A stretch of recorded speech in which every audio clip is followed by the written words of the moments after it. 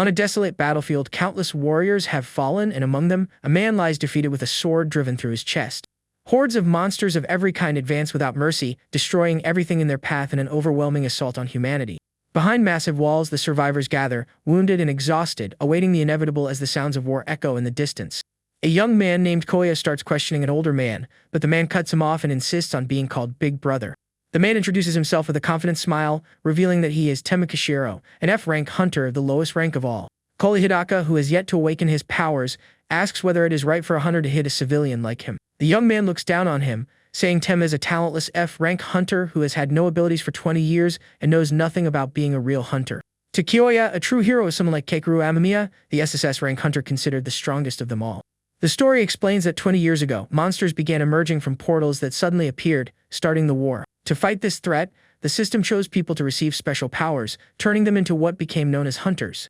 It was these hunters who, using their new abilities, managed to save the world from the brink of total extinction. Among them, an overwhelmingly powerful group known as the Final 11 fought bravely to prevent humanity's annihilation.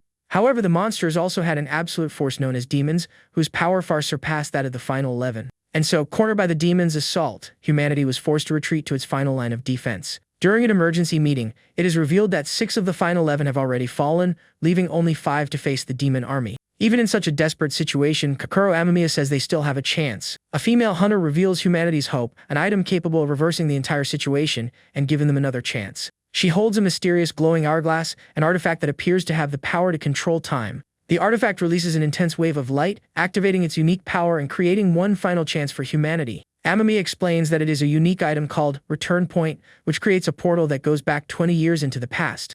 However, only one person can pass through the portal, and that person will have the mission of traveling back in time to stop the demon invasion. The survivors realize that 20 years ago was exactly when the demons were preparing for the invasion, and the choice of who should go is obvious to everyone. The people beg Amamiya to accept the mission, because he is the strongest among the SSS rank hunters and the only one who can change the past. Tema sarcastically remarks that going back in time must be nice, but wonders what Amamiya could even do since he was only a child back then. Kyoya says it is not like an unawakened person or an F-rank hunter could regress, but he wishes he could see his parents one more time. Hearing the boy's words, Tema gently places a hand on his head, showing his protective side. Meanwhile, the crowd continues chanting Amamiya's name, placing all their hopes for humanity's future on him. With a serious expression, Keikaru Amamiya finally seems to accept the heavy burden of becoming the world's savior.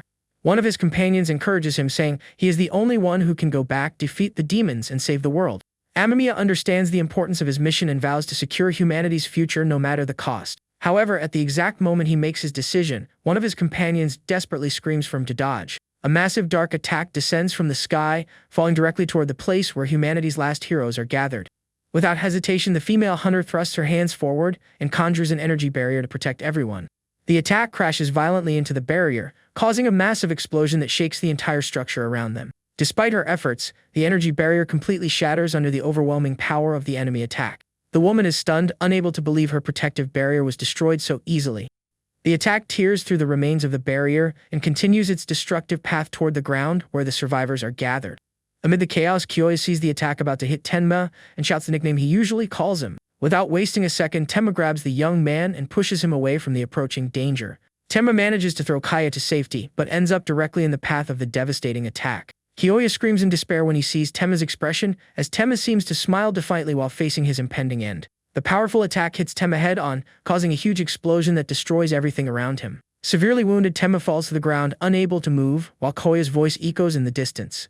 The young man approaches, desperately calling him Konko, his face covered in wounds and tears. Without thinking twice, Kyoya runs toward Tenma, who is lying amid the destruction. With the last of his strength, Tenma smiles and reminds the boy that he asked to be called Big Brother. At that moment, an intense golden light completely surrounds Tenma's body, surprising everyone. A system window appears, stating that the distortion in time will be corrected while focusing directly on Tenma. The next notification confirms that the unique item Return Point has been used. To everyone's surprise, the system announces that the regression target is the F-rank hunter Tenma Tsukishiro. A pillar of light shoots into the sky, carrying Tenma with it as the other hunters stare at the scene in shock. The light disappears, leaving behind only the ruined surroundings and the empty spot where Tenma had been. The female hunter and Keikaru Amamiya look at each other in confusion, unable to understand who just entered the Return Point portal. Keikaru Amamiya is stunned as he begins to realize what happened and that he was not the one sent into the past. The system detects a distortion in causality and begins an adjustment protocol to resolve the problem within 30 minutes. Tenma finds himself in a forest, confused, and wonders whether he really entered the portal after seeing a strange red system window. A new window confirms that the regression was successful and displays his status, revealing that he is 24 years old again. He looks at his reflection in the system screen and can barely believe that he truly became younger and traveled back in time. Kneeling in the middle of the forest, he wonders whether all of this is real and whether he is truly in the past. Suddenly, a sharp scream catches his attention, breaking the forest silence and pulling him out of his thoughts. Intrigued by the sound he just heard, Tenma quickly runs toward where it came from. Hidden behind a tree, he watches a small group of goblins armed with clubs and axes. He realizes he is inside a portal and laments that even after returning to the past, he is still afraid of ordinary goblins. Tenma knows that to leave the portal, he must find the exit or complete the mission, which seems impossible without any abilities. The red system window reappears with a countdown, showing that about 24 minutes remain. Unexpectedly, a fast-moving blade shoots toward the group of goblins up ahead. The creatures are caught off guard by the sudden attack and have no time to react at all. In the blink of an eye, the goblins are taken down with impressive speed and precision. One of the bodies falls near Tenma's hiding place, leaving him confused about what just happened. He believes another hunter is nearby and thinks that if he asks for help, he might be able to get out safely. However, the one responsible for the attacks is not a hunter, but an imposing goblin monster with glowing eyes. Tenma is terrified when he recognizes the creature as Chulain, the twin sword-bearer, famous for his otherworldly techniques. He realizes he is facing a named monster, an extremely powerful entity well known among hunters. Suddenly, another hunter runs past him, desperately fleeing and screaming for help. The fleeing hunter shouts that someone in the forest is taking down both monsters and hunters without any distinction. His escape is cut short when he comes face to face with Chulain, who appears in his path with a threatening aura. The hunter freezes in fear, unable to understand how the monster appeared in front of him so quickly. Chulain slowly raises his sword, preparing to deliver the final blow to the terrified man. The monster swings his weapon with full force, aiming directly at the hunter, who has nowhere left to run. Before the strike can hit him, Tenma acts on instinct and throws himself into the hunter, pushing him out of the blade's path. The force of Chulain's strike is so intense that the ground shatters, and Tenma is thrown backward along with the hunter he saved. Even while being hurled away, Tenma manages to protect the other hunter, taking most of the impact from the fall. The man he saved is completely shocked, unable to understand why a stranger would risk his own life for him. Seeing the hunter frozen in place, Tenma wastes no time and quickly grabs the sword that fell to the ground. He yells at the other man to run, and the two desperately flee through the forest to escape the monster. Chulain remains standing in the crater created by his attack, watching his targets flee with a furious expression. The named monster growls in irritation after missing his attack and allowing the two hunters to escape his grasp. After running for a while, Tenma and the other hunter stop, exhausted, and Tenma suggests that they rest for a moment. The hunter asks what that goblin was while Tenma collapses to the ground, frustrated by his terrible stamina. Lying on the ground and gasping for air, Tenma notices a familiar emblem on the shoulder of the hunter's armor. He immediately recognizes the symbol as the crest of the Night Crow Guild, a well-known hunter organization. Tenma asks whether he belongs to that guild, and the man confirms it, explaining that his team was supposed to secure that portal. Hearing this, Tenma comes to a horrifying realization and understands that he is at the exact location of the infamous Night Crow Guild incident. This was the event where the entire guild was wiped out by Chulain, who appeared inside an F-rank portal and even took down the rescue team. Realizing that everyone there is destined to die, Tenma understands that his only priority is getting out of that place as fast as possible. He gets up and asks the other hunter if he has a spare weapon, suggesting that they escape that nightmare together. The man agrees and begins opening his inventory to retrieve an item, seemingly willing to cooperate with Tenma. However, the guild hunter is suddenly pierced by a blade from behind, catching Tenma by surprise. The man looks back in confusion, critically wounded and unable to understand what just happened to him. His lifeless body falls to the ground, and the sword he was holding slips from his hand, landing within Tenma's reach. Without hesitating for a second, Tenma grabs the fallen hunter's sword and tries to defend himself from the incoming attack. Chulain, the one behind the attack, leaps at him and brings down a powerful vertical strike, intending to finish him once and for all. With great effort, Tenma manages to raise the sword in time to block the named monster's overwhelming attack. The impact of the two blades creates a devastating shock wave that destroys the trees and ground around them. The force of the blow is so overwhelming that Tenma is violently thrown backward, with no chance to resist. He lands flat on his back with a heavy thud, the impact of the strike reverberating through his entire body. Severely wounded, he is stunned that a single strike from Chulain nearly finished him. The named monster slowly approaches Tenma, who lies on the ground without enough strength to get up and fight. The mysterious red system window appears again, starting a 4-second countdown until Deus Ex Machina activates. The countdown continues, and with his end approaching, Tenma cannot understand what the numbers mean. In what he believes are his final moments, he regrets returning to the past only to be taken down and wonders whether Amamiya would have met a different fate. He despairs at the thought that humanity's last hope was wasted because someone as weak as him was the one who went back in time. When the countdown reaches 0, Tenma cries, believing the chance to save everyone has ended in the most pathetic way possible. At that moment, the Deus Ex Machina protocol is executed and the system announces that it will repair Tenma's flaws and adjust causality. A new notification appears informing him that he has acquired an EX rank trait called Talentless Adjustment. This new ability increases his skill acquisition rate and multiplies his experience points by 100,000. Tenma is stunned, unable to believe he received a 100,000 times bonus, an absurdly high number. The system informs him that, because he suffered severe damage, he acquired the resistance skill along with 100,000 times the corresponding experience. Immediately, a flood of notifications appears, showing his new skill leveling up at an explosive rate. Within seconds, his resistance skill reaches level 10, the maximum level for any skill. In his entire life as a hunter, he was never able to raise his resistance skill by even a single level. And now, in an instant, it has been maxed out, reducing damage and pain while allowing him to move even after a fatal blow. Thanks to his new ability, Tenma feels his body moving again even after being crushed by the monster's power. Chulane attacks the spot where he had been, only to be surprised that his opponent is no longer there. To the monster's astonishment, Tenma stands back up, using the sword for support as he faces the powerful enemy with renewed determination. He realizes that the Talentless Adjustment is the system correcting his lack of aptitude and giving him another chance to fight. Tenma smiles, realizing the world's balance was adjusted just so a talentless hunter like him could have a chance. He remembers Kyoya and regrets not being able to stay by his side until the end, imagining how terrified the boy must have been. But now he has the power to change the world destroyed by the demons and perhaps meet the young man again someday. Determined, he decides to use the power of his 100,000 times experience multiplier to completely change the future. With sword in hand and aura of power surrounding him, Tenma vows to change his fate no matter the cost. The system details his new trait, which increases his chance of acquiring skills and multiplies the experience he gains by 100,000. He is amazed that he gained a skill simply by surviving an attack, and thanks to the bonus, it was instantly maxed out. With this newly discovered power, Tenma believes he finally has a real chance of making it out of the portal alive. Irritated, Chulane stares at the hunter with glowing eyes, unable to understand how he is still standing and ready to fight. The named monster charges with a cross-shaped attack using both swords, releasing overwhelming energy. Unlike before, Tenma can now react and prepares to block the strike with a confident expression. He manages to stop the attack, and the system informs him that his talent adjustment trait has activated again. Because he fought with a sword, the system rewards him with the Sword Mastery, skill at level 1. Just like before, the skill levels up explosively and reaches its maximum level within seconds. Now with maximum mastery, Tenma counterattacks with speed and precision that surprise the powerful monster.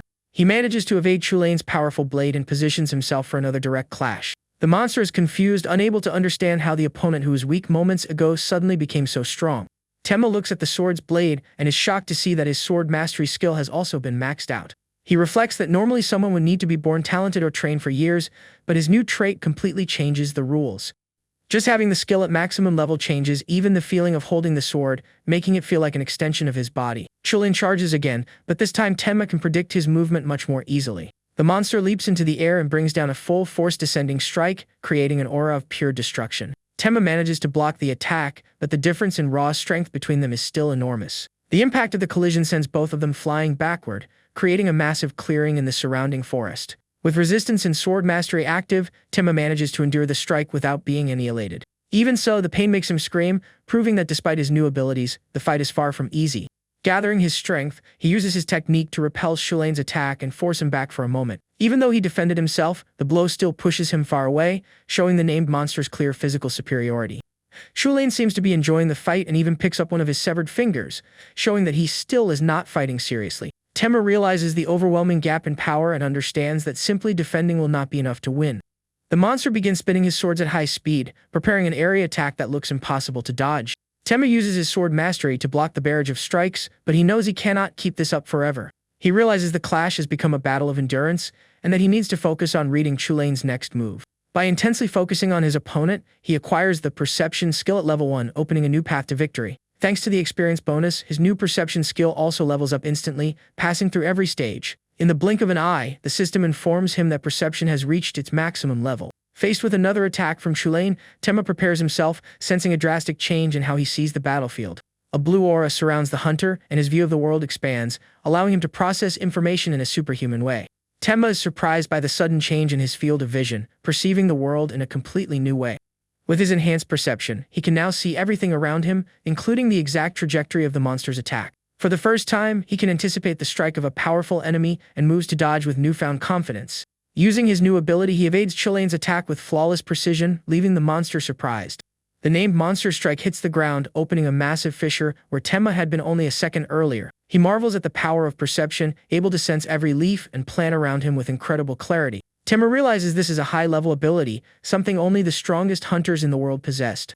He wonders whether this is the world high-ranking hunters see, while Chilean stares at him with suspicion and irritation. The monster draws a new weapon, a dagger, preparing for a faster and more unpredictable attack. With a sinister smile, Chilean prepares to test the limits of the hunter, who suddenly became much stronger. He launches himself forward at incredible speed, charging at Tenma with the intent to finish him. Chilean slashes quickly with his dagger, but Tenma manages to block it with his sword at the last second. The monster does not stop and begins a sequence of spinning attacks with both blades, creating a whirlwind of steel. Tenma is forced to retreat, defending against attacks coming from every direction without a single opening to counterattack. He blocks one strike, but the next attack is so fast that it seems to leave a trail in the air. The afterimage of the attack fools Tenma, showing the incredible speed and technique possessed by the named monster. He realizes he cannot fully block the attacks and needs more agility to survive. Focusing on evasion, he concentrates on taking a single step backward to create the distance he needs. That simple backward movement activates the system once again, granting him the footwork skill at level 1. As expected, the experience bonus activates, and his new movement skill instantly reaches its maximum level as well. With the new skill, Tenma jumps backward, but the force of the movement is so great that it surprises him. He is launched much farther than expected, demonstrating the power of a max-level movement skill. Tenma recovers from the jump and admits to himself that he never intended to leap that far. Chilean grows even more irritated when his opponent escapes and reattaches the finger he had lost. Tenma feels his steps becoming incredibly light and prepares to combine his new abilities. Now with sword mastery and footwork at maximum level, he feels he can finally fight on equal footing. Filled with confidence, he charges toward the monster, believing he now has the power needed to win. Chilean reacts quickly and throws his dagger at Tenma with impressive force and precision. Using his combined abilities, Tenma moves with superhuman agility and perfectly dodges the dagger. A small cut appears on Chilean's face, and he becomes furious when he realizes his opponent managed to wound him. Tenma smiles provocatively and asks the monster what he thought of that small demonstration of his new power. Completely enraged, Chilean unleashes his full power and charges at Tenma in a blind fury. Their clash causes a series of explosions visible from far away, devastating the forest. The two exchange blows at high speed, creating shockwaves that destroy everything around them. Chilean roars in fury, unable to accept that he is being pressured by a mere human who had been insignificant moments earlier. The battle intensifies, with both moving like blurs and turning the landscape into a true field of destruction. Far from the battle, a blonde woman prepares herself, concentrating a large amount of blue energy in her hands. This is Yuna Shirogane, a C-rank hunter who complains over the phone about having to rescue someone trapped inside an F-rank portal. Even though she is irritated, she ends the call with the Hunter Association, resigned to carrying out her duty according to the manual. After putting away her phone, Yuna summons a holographic interface, preparing to enter the portal and begin the rescue mission. She checks the mission data and sees that it involves a beginner guild that exceeded the time limit inside an ordinary F-rank portal. Sighing, she assumes the hunters are probably just messing around inside and prepares to use her teleportation ability. The system announces the use of spatial teleportation level 2, and she creates a black portal to enter the dungeon. When she arrives, Yuna is met with a scene of carnage, with the bodies of countless goblins scattered throughout the forest entrance. Shocked by the scene, she notices the destruction extends all the way from the portal entrance and senses a dark, dangerous aura in the air. She moves forward cautiously, calling out for members of the Nightcrow Guild, but receives no response. Soon after, she stops, completely stunned by the sight of a devastated clearing that looks as though a war took place there. Yuna realizes something is very wrong because a battle on this scale should never happen inside a simple F-rank portal. In the distance, she spots two figures amid the destruction and tries to understand what is happening there. One of the survivors is Chilean, who is wounded but still standing and giving off a powerful aura. The other is Tenma, also standing exhausted and injured, but still gripping his sword firmly after the intense battle. Yuna shudders, unable to believe the goblin's aura is powerful enough to make her tremble. Tenma and Chilean stare each other down in a standoff while the named monster growls in frustration and anger. To the hunter's astonishment, the monster begins speaking in human language, revealing that it has a name. He formally introduces himself as Cu Chilean, his eye glowing with a threatening blue light. Yuna is shocked to hear a goblin speak and mention a debt, unable to understand the relationship between the two. With his face injured, Tenma answers seriously, saying that he will definitely repay the debt he owes the monster. After the promise, Chilean drives his sword into the ground, and his body begins dissolving into particles of light. His departure causes one final burst of energy, raising a huge cloud of dust and bringing the confrontation to an end. When the dust settles, Tenma stands alone in the middle of the devastated clearing, staring at the place where the monster disappeared. Still watching from a distance, Yuna tries to process the unbelievable scene she just witnessed, completely confused. Seeing that the danger has passed, she runs toward Tenma, who finally gives into exhaustion and drops to his knees. She introduces herself as part of the rescue team and asks about the others, noticing Tenma's terrible injuries. The hunter tries to keep him conscious and questions him about the talking goblin, but he is about to pass out. The last thing Tenma sees is Yuna's worried face, asking who he is before he loses consciousness. With a weak smile, he uses the last of his strength to say that he is her savior, leaving the young woman confused. He asks her not to forget it and finally passes out, collapsing into her arms. Yuna catches him before he hits the ground while trying to process the mysterious words of the unknown hunter. Later in an office, Yuna sighs in frustration, unsure how she is supposed to report the bizarre incident she witnessed inside the portal. The scene shifts to the ceiling of a room, showing that some time has passed since the confrontation in the dungeon. Tenma wakes up in a hospital bed, recovering from the injuries he suffered during the battle against the named monster. He sits up and looks out the window, recognizing the place as a hospital for hunters and confirming that he was rescued. With a gesture, he summons his status screen to check the changes that occurred after the fight. Looking at his reflection in the screen, he confirms to himself that the regression and the battle really happened. He is amazed to see that he now has several level 10 skills, something he never had in his previous life. His status confirms the fight was not a dream, showing that he is still F rank but now possesses a powerful EX rank trait. In the hospital, Tenma reflects that the only reason he was able to fight CD Chulane on equal footing was because of his new trait. He checks the description of his ability and is shocked to see that his experience gain has been increased to 10,000,000%. In addition to the massive bonus, he notices the trait also has a special effect that remains locked for now. He realizes this 100,000 times experience bonus is a kind of system correction for his complete lack of talent. Tenma wonders whether the system would have given Kakeru Amamiya the same ability if he had been the one chosen to regress. He concludes that it would not, because someone like Amamiya, who already awakened with overwhelming power, would never need this kind of help. With his mind made up, he stops thinking about it and focuses on what he can do, since he is now the one responsible for changing the future. His thoughts are interrupted by a woman's voice noticing that he has finally woken up.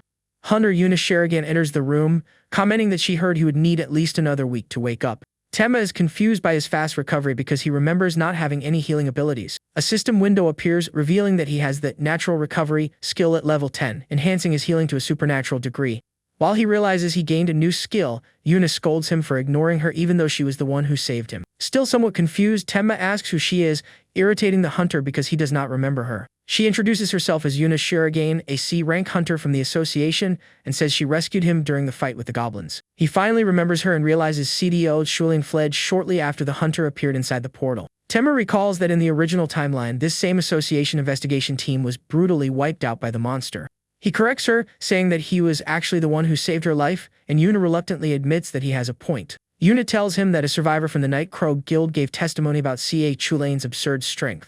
Tenma is relieved to learn that the hunter he protected at the beginning of the confrontation managed to survive the incident. The hunter then says that the survivor's testimony is exactly the problem with the whole situation. Yuna explains that because he is F rank, the association decided not to officially recognize that he defeated the named monster. To her surprise, Tenma calmly replies that he does not care at all about the association's decision.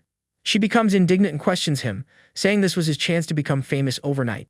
In his thoughts, Tenma knows that the demon's goal is to leave the portals and take control of the real world. He does not want the demons to learn his identity and see him as a threat to their invasion plans.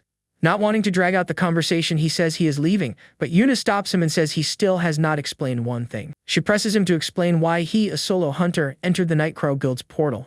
To get rid of the questions, Tenma gives a simple and direct answer, saying he went in for money. He makes up a story that he was trying to collect some mana crystals the guild might have left behind and then leaves. Tenma exits the room and closes the door, leaving the hunter alone without any more answers to her questions. Yuna crosses her arms, completely confused by his behavior, and decides he is a very strange guy. After being discharged from the hospital, Tenma walks through the busy city streets, observing the life around him. He sees people working, having fun, and living normal lives, unaware of the danger waiting in the future. Students smile and talk, enjoying the peace of a world that has not yet been consumed by the war against the demons. Tenma takes in the sight of the world before its ruin, an era full of life that he swore to protect at any cost. He arrives at an apartment building that feels very familiar, a place from his distant past. Using an old passcode, he unlocks the door to one of the apartments and feels a wave of nostalgia. When he enters, he finds the place exactly as he remembers it, realizing nothing has changed in his old home. He throws himself onto his bed, exhausted, finally feeling the weight of everything that happened since he returned to the past. Lying down and staring at the ceiling, Tenma relaxes for the first time, enjoying the feeling of being home again. Back in his apartment, Tema reflects on his new mission to change humanity's fate and wonders what his first step should be. He thinks that under normal circumstances, the association's heroes would already be moving to uncover the truth behind the Night Crow Guild incident. He comes up with an idea but quickly realizes its flaw, because since he solved the incident himself, it is almost as if the event never happened. He goes back to analyzing the details of his new trait, Talentless Adjustment, which completely changed the rules of the game for him. Tema understands that from the moment he received this ability, the past had already been altered, and he is the only one who can truly act. With renewed determination, he decides to become stronger than anyone else so he can stop the incidents that accelerate the end of the world. Fortunately, he was an avid reader of Hunter Monthly magazine, so he knows most of the major events that will happen in the future. The problem is that even though he remembers the major events, he cannot recall the most important details of each one. Then he remembers that when he activated perception during the battle, the way he saw the world changed completely. This gives him an idea, and he wonders whether he could use the same method to gain an ability that improves his memory. To test his theory, he decides to use an extremely complex book on a subject he does not understand, advanced quantum mechanics. He goes to a library and starts reading, believing that forcing his brain through difficult material might activate a new skill. He focuses on the reading, trying to absorb the complex material about the fundamental theory that describes nature at its most basic level. Not long after, he collapses onto the table and admits to himself that he could not understand a single word in the book. Frustrated by the failure, he wonders what he was even doing and decides to give up on his crazy reading plan. However, at the exact moment he gives up, the system detects high-level intellectual activity in his brain. Just like before, a flood of notifications appears and he acquires the intelligence skill, which rises all the way to maximum level. The final screen confirms that the skill has been maxed out, and Tema starts laughing in disbelief that his plan actually worked after all. Now with another powerful ability in his arsenal, he decides to check the effects of level 10 intelligence. The skill increases his magical proficiency by 25% and his magic power and mana by 10%. He then gets another idea and wonders what would happen if he used intelligence and perception together to recall the past. Tema sits down again and focuses, preparing to activate his abilities and dive into his lost memories. The system confirms that he is accessing the realm of subconscious memory, activating both of his maxed-out abilities. Inside his mind, he focuses on a single goal, remembering everything he experienced and learned in his previous life. Scenes from his lost future begin to appear, showing everything he built and experienced in that world on the verge of ruin. The action grants him the memory search skill, which is also maxed out, allowing him to remember everything perfectly. The process ends and he returns to reality, now able to access all the information from his previous life. With a confident smile, he prepares to put his new knowledge into practice and truly begin changing the future. The first memory he recovers is of a specific cafe, a place he desperately needed to remember for some reason. With his memory restored, he finally remembers the pattern lock needed to unlock his old phone. Inside the cafe, he uses an ATM, and to his relief, finally remembers the password to his bank account. However, he discovers that he only has 2,782 yen, realizing that being broke has not changed. While he laments his financial situation, the cafe employee tells him that his order is ready. Tema picks up his drink and takes a sip, enjoying a small moment of normalcy in the middle of his enormous mission. Sitting outside, he sighs and feels alive again, appreciating the piece of the world he needs to save. He looks over the city and decides this is where everything begins, planning to find and eliminate the hidden demons before they become stronger. His first target is Set the Growth Demon, the first major threat that revealed itself to humanity in the past. At that moment, his phone rings and the caller ID shows the name Hiroki Gondo. He does not recognize the name and wonders who could be calling him at that moment. When he answers, a voice on the other end calls him an Hextra and says they are collecting mana stones. The caller orders him to go to Seikyo Shichioji City, and Tenma uses memory search to figure out who is calling. He remembers that as an F-rank hunter, he worked as a substitute for guilds inside portals and was hired through a temp agency. Gondo, the agency leader, yells at him to hurry up, but Tenma calmly replies that he cannot go. In a serious tone, he explains that he simply does not have enough money to pay for a taxi to the location. After the unexpected response, the call abruptly ends, leaving Tenma sitting silently in the cafe. A short while later, a yellow taxi stops in front of the cafe as though it had been sent for him. Tenma smiles, knowing Gondo would send transportation for him anyway, and checks his status one more time. He reviews his maxed-out abilities, satisfied with the progress he has made in such a short time since his regression. The taxi quickly takes him to Seikyo Shichioji City, where the new mission will take place. When he arrives, he finds a team of hunters gathered in front of a portal, waiting for instructions. Tenma smiles, realizing this will be a great opportunity to test his new abilities in a controlled environment. He confidently walks toward the bridge leading to the portal, ready to join the team and begin the raid. One of the hunters greets him irritably, complaining that he is extremely late for the start of the mission. Kuki Kazama, the Kozei Guildmaster and a D-rank hunter, scolds him, saying they cannot miss the portal's time limit. Tenma gives him a cold, challenging look and asks whether he really wants to start a fight right there. The simple threat is enough to activate the system and grant him the intimidation skill, which immediately begins leveling up. To his surprise, even at a low level, the skill lowers the stats of targets at the same rank or below, giving him an unexpected bonus. After intimidating the leader, Tenma turns to Kuki and asks for some equipment he can use during the portal raid. Still irritated, Kuki orders one of his subordinates to give Tenma any spare equipment they have. As the leader walks away, the other guild members comment among themselves that the boss seems unusually nervous. Inside the portal, the team advances and one of the hunters takes down a goblin with a quick, precise strike. The hunter feels relieved after the battle, while the rest of the team continues through the dark cave. One of the more experienced members scolds the young man, ordering him to hurry up and finish collecting the monster materials. The young man, a novice collector, rushes to obey and runs over to extract materials from the defeated goblins. Using a small dagger, he begins extracting mana cores and other valuable materials from the monsters. He struggles to pierce the goblin's tough skin, showing his lack of experience with gathering work. Tenma approaches and asks whether he has a spare dagger, surprising the young collector with the request. The young man hands Tenma one of his daggers, not understanding why a combat hunter would need a gathering tool. With the dagger in hand, Tenma begins extracting materials from the goblin with impressive speed and precision. The young collector is shocked by Tenma's skill, which makes him look like an expert at material extraction. The act of collecting items activates the system once again, granting him the dismantling skill and rapidly leveling it up. As usual, the skill levels up explosively thanks to his experience multiplier. The skill reaches maximum level, and he extracts a perfectly preserved mana core from the goblin's body. The young collector is amazed by the quality of the core, while Tenma simply wipes the sweat from his face. With a satisfied smile, he stands up and tells the team that it is time to keep moving through the dungeon. Deeper inside the portal, the ground is covered with monster bodies, including goblins and demon wolves. The other hunters comment that the raid is going surprisingly well, with everyone fighting in excellent form.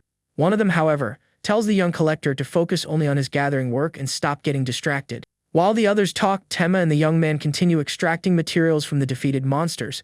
Thanks to his new ability, Tenma manages to extract a perfectly preserved demon wolf pelt, a high-quality item. He also extracts an extremely high-quality wolf fang rated P2/5.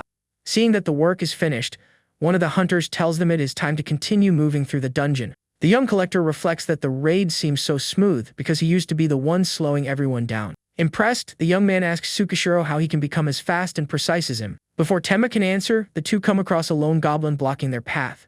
The creature stares at them with a threatening growl, clearly preparing for a fight. The young collector recognizes the tattoo on the monster's shoulder and warns that it is the squad leader who escaped. Without wasting any time, Tenma draws his sword, ready to face the goblin standing before them.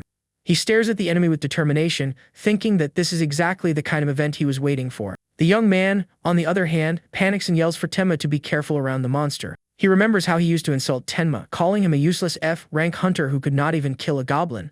The goblin leader, meanwhile, wears a confident smile, completely underestimating his opponent. With a simple hand gesture, the creature signals to its allies who are hiding nearby. At that moment, several more goblins begin emerging from the shadows, completely surrounding the pair. Within seconds, Tenma finds himself surrounded by a squad of 5 goblins ready to attack. The collector panics, certain that a lone F-rank hunter has no chance and that they are finished. Without hesitation, the creatures all charge Tenma at once to take him down quickly. In response, Tenma activates intimidation, and his eyes glow with a frightening red light. An overwhelming aura erupts from him, instantly paralyzing the goblins charging in his direction.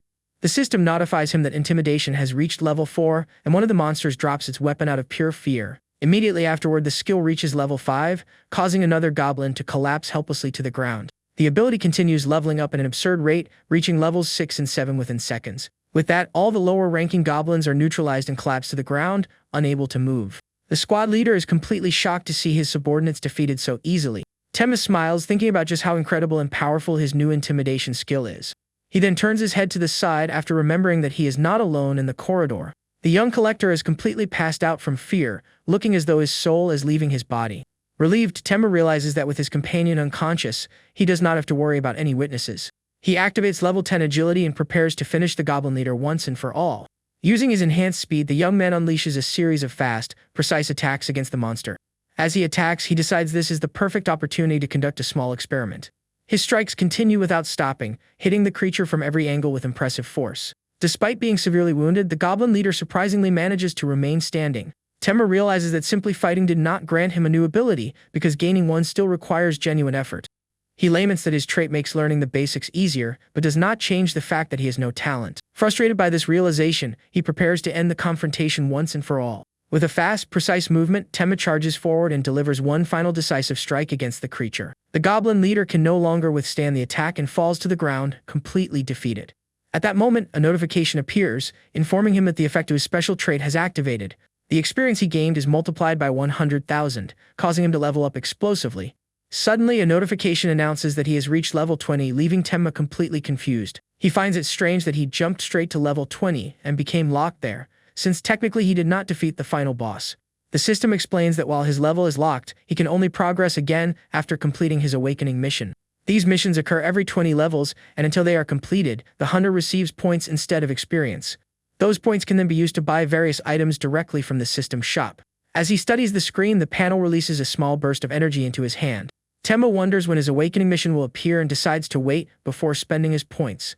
He turns to the unconscious young collector and wakes him up, saying it is time to start extracting materials. Still somewhat dazed, the young man slowly gets up without understanding what happened. When he looks ahead, he is shocked to see all the goblins lying defeated on the cave floor.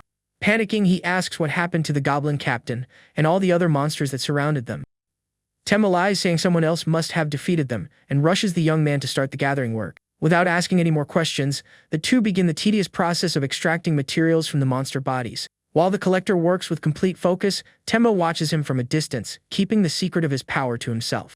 Taking advantage of the distraction, he discreetly opens his status window to check his information. The screen shows that he is level 20F rank with all of his basic skills maxed out at level 10. The detail that catches his attention most is the fact that his level 20 is currently locked. He thinks he cannot simply stand around waiting for the awakening mission to appear if he wants to keep training. At that moment, a new notification appears, informing him that he has reached the maximum level for an F-rank hunter.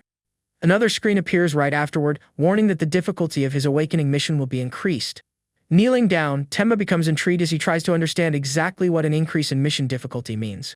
His eyes widen in shock as he begins to understand the implications of the mysterious message. With a drop of sweat running down his face, he realizes this situation could be very bad for him. He keeps staring at the notification, still processing just how dangerous the situation has become. After thinking it over, he concludes that the situation is not merely bad, but completely insane.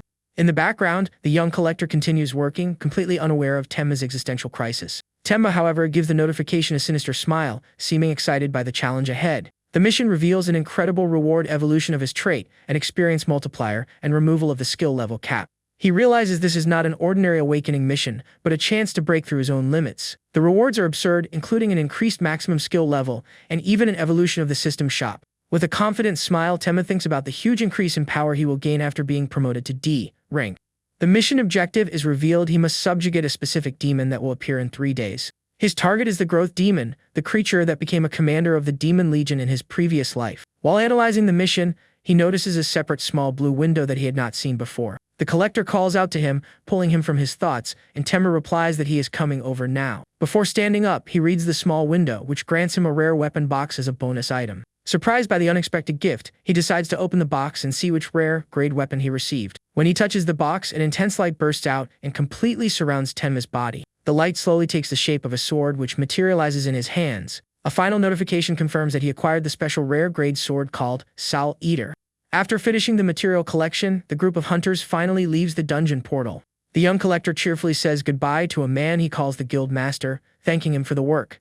The other hunters seem very pleased with the result of the raid, which ended successfully. Watching the scene, Tenma thinks about a child named Kaya, who should already be around 6 years old. The guildmaster tells him to check his account, revealing a deposit of 50,000 yen from Koki Kazama.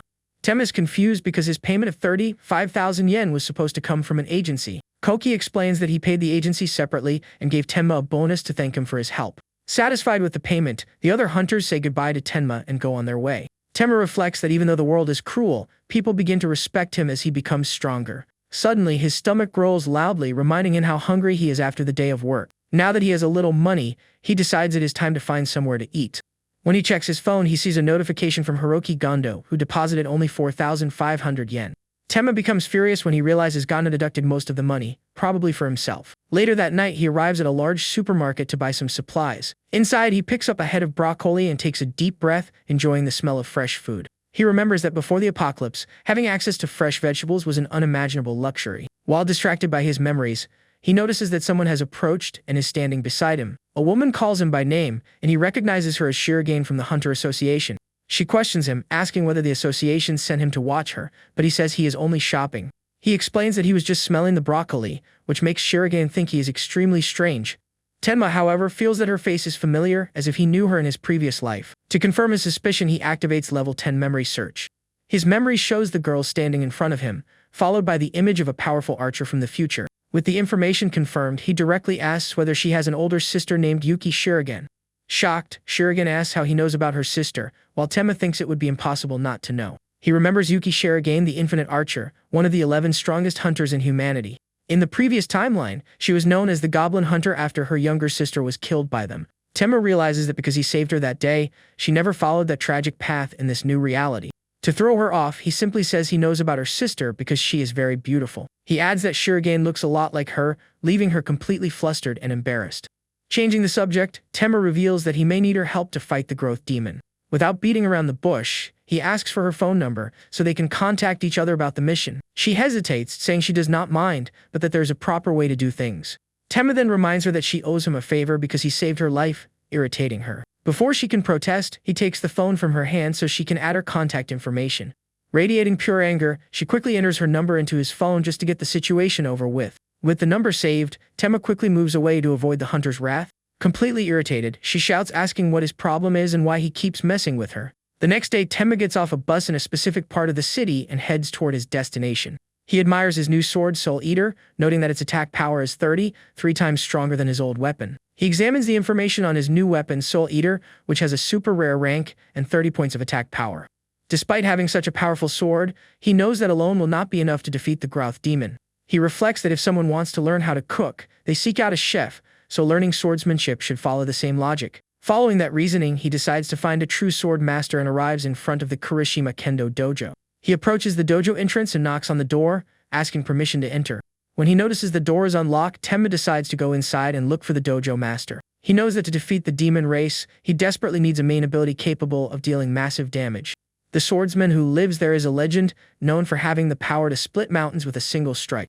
He is searching for the hunter who, in the past, became a beacon of hope for all humanity. That man is the legendary sword saint, also known as Kensei Taiyo Kirishima. Inside, the master swordsman complains about being bothered so early in the morning. Tenma cautiously enters the dojo, finally coming face to face with the man he had been searching for. With an attentive gaze, he prepares for his first encounter with the greatest legend among swordsmen. To his surprise, the dojo floor is completely covered with hundreds of autographs written on sheets of paper. In the middle of the room, the man he was looking for lazily yawns, appearing to have just woken up. When he notices Tenma, the swordsman immediately assumes he is just another fan. With a smug smile, Taiyo asks which part of his body Tenma would like him to autograph. Tenma remembers the stories about Kirishima's sword, which was capable of unbelievable feats. In his memory, he sees the power of the sword saint, who split the heavens and cut a mountain in half. Taiyo Kirishima's strength at his peak was, without a doubt, flawless and legendary. The current version of the swordsman, however, lets out an exaggerated laugh, excited by the idea of giving an autograph. He shouts that of course people want his autograph, because he is the one who will save the world. Tenma is disappointed to realize that the sword saint in his youth is even worse than the rumors claimed. He remembers that in the original timeline, Kirishima was killed in battle for an unknown reason. Interrupting his thoughts, Taiyo casually asks whether Tenma wants him to sign his back.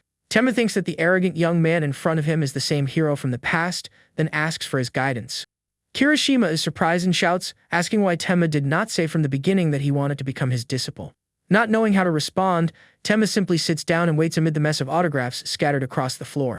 The swordsman explains that he spent the last month obsessively practicing his signature for his fans. He then asks how Tenma found him, since he only registered as a hunter and has never completed a mission. Taiyo turns with a serious look, trying to understand how the young man discovered his secret location. With a smug smile, he assumes Tenma saw his technique during the measurement exam and fell in love with it at first sight. Tenma cannot hold back and ends up laughing at the sword saint's arrogance and inflated ego. He confirms that he is also a hunter and would like Kirishima to teach him one of his skills. The young man remembers a chance encounter he had with an older Kirishima at a bar. On that occasion, the completely drunk sword saint talked about a technique that served as the foundation for everything. Even while drunk, he was surprised that Tenma did not know that fundamental ability and tried to explain it. The technique he mentioned that night was surprisingly simple, the straight line slash. Back in the present, Tenma directly asks whether Kirishima could teach him that exact ability. Intrigued by the specific request, the sword saint stands up and takes a wooden sword from the rack. Taiyo offers Tenma a wooden sword and with an air of superiority, tells him to try holding it. With a calm, focused expression, Tenma reaches out to take the training sword being offered to him. Before he can touch the weapon, Taiyo pulls it back and declares that Tenma is a hopeless case with absolutely no talent. Tenma is confused because he did not even hold the sword, but the master says that at his level, he can tell just by looking. Unhappy with the rushed judgment, the young man insists that they will only know for sure once he actually tries. The sword saint lets out a long sigh, clearly bored by the young man's persistence. Reluctantly, he hands the wooden sword to Tenma, finally allowing him to hold it. The instant he grips the weapon, his level 10 swordsmanship skill activates, releasing a powerful aura. Kirishima is stunned, and Tenma asks whether he still believes he lacks what it takes to become a swordsman. The master reflects that although he sensed no talent in him, the moment Tenma held the sword, his stance changed completely. Intrigued by the sudden change, Taiyo stands up and, with a serious expression, asks Tenma to follow him. He takes him to a training area behind the dojo, where several wooden logs are set up for practice. Standing before the logs, the sword saint says he will first show Tenma how the technique is supposed to be performed. He says his own skill is still level 9, but he will give a demonstration as a special fan service. Confidently, Taiyo raises the wooden sword high above his head, concentrating all his strength into the strike. He then delivers a vertical slash with impressive speed and precision, releasing a powerful aura. The impact is so strong that the thick wooden log is split perfectly in half with a single strike. After the demonstration, he hands the sword to Tenma and challenges him to replicate the feat. With a focused expression, the young man raises the training weapon, preparing to deliver his own slash. However, his strike simply bounces off the log with a dull sound, causing no real damage to the wood. Kirishima thinks to himself that he knew from the beginning the young man had no talent for the sword. Tenma does not give up and keeps striking the log repeatedly, but can do nothing more than leave scratches. The master sighs, thinking that at this rate, the young man will need 10 years to learn such a basic technique. He wonders whether there is another explanation for the aura he saw earlier, thinking he would have already kicked Tenma out if he were not a fan. Deciding to give him a hint, he tells Tenma to connect the sword with the heavens when raising it. He finishes the explanation by telling him to imagine the connection between heaven and earth as he brings the blade down. Although the instruction is vague, Tenma seems to understand the idea behind those words and prepares to try again. He strikes the log once more, but the result is still a complete failure. Running out of patience, Taiyo declares that Tenma is a lost cause and suggests ending the training there. Suddenly, he hears a different sound from the impact and becomes surprised because that should not be possible. A bluish light shines from the point of contact, and the wooden sword begins cutting into the surface of the log. Kirishima watches in disbelief as Tenma continues the motion with perfect form. The path of the sword becomes sharper and sharper, cutting through the wood cleanly and precisely. Seeing the sudden and drastic improvement, the sword saint is stunned and thinks that what he is witnessing is impossible. Tenma's slash continues forward, cutting through the full thickness of the durable log. With one powerful strike, he finally splits the log into 2 pieces. The young man finishes the motion with perfect posture, standing over the log he just cut apart. Surprised, Kirishima admits that he was wrong and takes back what he said about Tenma having no talent. Regaining his composure, he points at Tenma and says that what he just did is not the true straight-line slash. He then reveals the real challenge, explaining that Tenma must be able to cut through 4 logs in a row, not just one.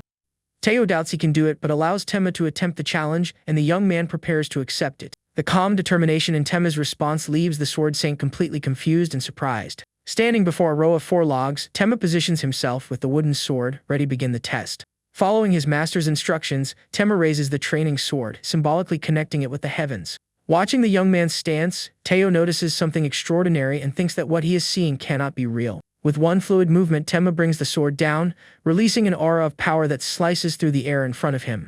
His single strike cuts through all 4 logs at once, and the system notifies him that he acquired the skill directly at level 10. The attack not only cuts the logs, but also leaves a long trail of energy across the ground, showing its power.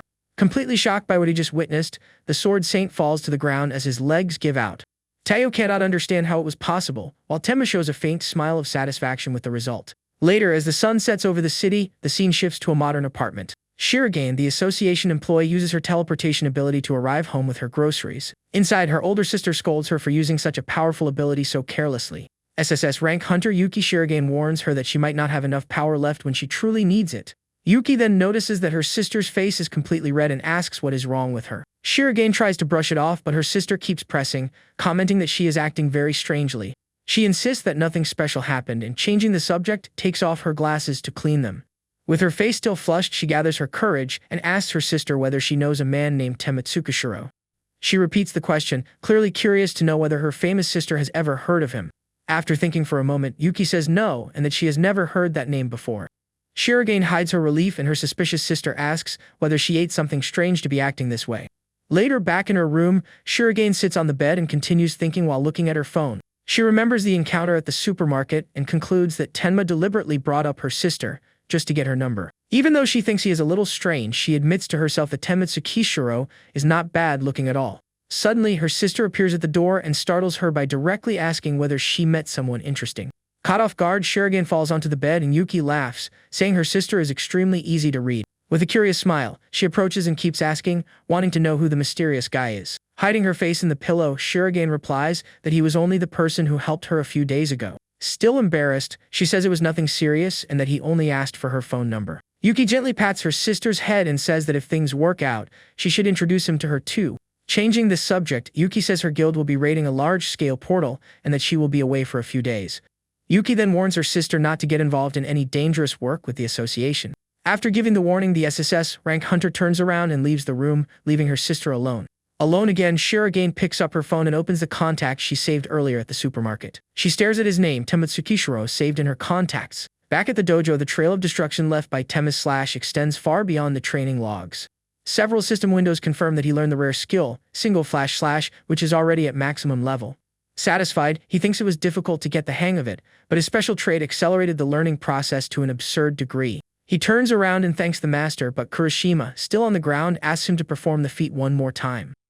Tenma does not understand the request, but the Sword Saint, now on his knees, begs him to show the technique again. On his knees, the Sword Saint grabs Tenma's leg and begs him to show the technique one more time. The master explains that even he never reached level 10 and cannot understand how the young man did it after only a few attempts. Tenma is surprised and starts wondering whether he actually managed to surpass the Sword Saint's own technique. The system window confirms that the level 10 skill can even cut intangible objects. Tenma then remembers that only one day remains before the growth demon appears and decides to learn more abilities. Faced with the master's persistence, Tenma finally agrees and says he will show him the technique again. In exchange, the young man takes advantage of the opportunity and asks the Sword Saint to teach him some of his other techniques. After making the deal, he holds out his hand to the master and formally introduces himself as Tenma Tsukishiro. The Sword Saint remains silent for a moment, simply staring at his new student's outstretched hand. But suddenly, Kirishima stands up and hugs the young man tightly, calling Tenma his new master. Kirishima declares that from that day forward, Tenma will be his new master, much to the young man's complete despair. He promises to teach Tenma all of his abilities, while Tenma simply asks the man to let him go already. A short while later, training resumes, and the Sword Saint leaps into the air to give a demonstration. He uses Form 121 of the Kirishima style, the Asura explosive slash. The master's ability causes a massive explosion of energy that devastates the surrounding area. After the devastating attack, Kirishima calmly lands on the ground with his sword in hand. With a smile on his face, he turns around and asks whether his new master has already figured out the technique. Tenma is shocked because he realizes he cannot even follow the Sword Saint's movements. He understands that single flash slash was an exception, and that he cannot even theorize how the new technique works. Tenma concludes that even with talentless adjustment, it does not change the fact that he was not born with this gift. Suddenly, the effect of his natural skill activates in an attempt to compensate for his lack of talent. Kirishima ends the training there, and Tenma says he needs to leave because he has something else to take care of. Before leaving, Tenma says he looks forward to seeing the master's perfected version of single flash slash. Kirishima reveals that he never intended to become a hunter, but changed his mind after meeting his master. Surrounded by a fiery aura, he declares that he will become a full-fledged hunter, and Tenma simply wishes him good luck. Later, Tenma arrives at a place that appears to be a craftsman's workshop. Inside, he shows the materials he collected, including a monster wolf pelt and a high-quality fang. The craftsman is impressed by their quality and asks whether Tenma learned a dismantling ability. He explains that high-quality materials can grant additional effects when items are crafted. The man then asks Tenma to bring him more materials like those and promises to pay him well for them. However, Tenma receives a low-quality leather armor set, normal rank with only 6 defense. Even so, he knows that having beginner equipment already makes a huge difference to his chances of survival. With the equipment in hand, Tenma picks up his phone to make one last important call before the next day. He then calls Miss Shirogane, the woman he met earlier. On the other end of the line, someone quickly answers the young hunter's call. It is Miss Shirogane, who answers the phone so surprised and hears Tenma's voice. Without wasting time, the young man says he has something important to tell her and asks whether she has a moment to talk. Shirogane jokes that she is a little busy and considers making him wait just to see how he reacts. However, the woman turns serious the exact moment Tenma says the matter concerns the irregular gait. Her expression completely freezes, and even the facial mask on her face begins to crack from the shock. Stunned by the revelation, Shirogane shouts into the phone and demands to know exactly what the young man just said. Meanwhile, a new mission appears for Tenma, a limit break mission that will finally allow him to surpass F rank. Back in his room, the young man prepares with his sword in hand because he knows the time is approaching.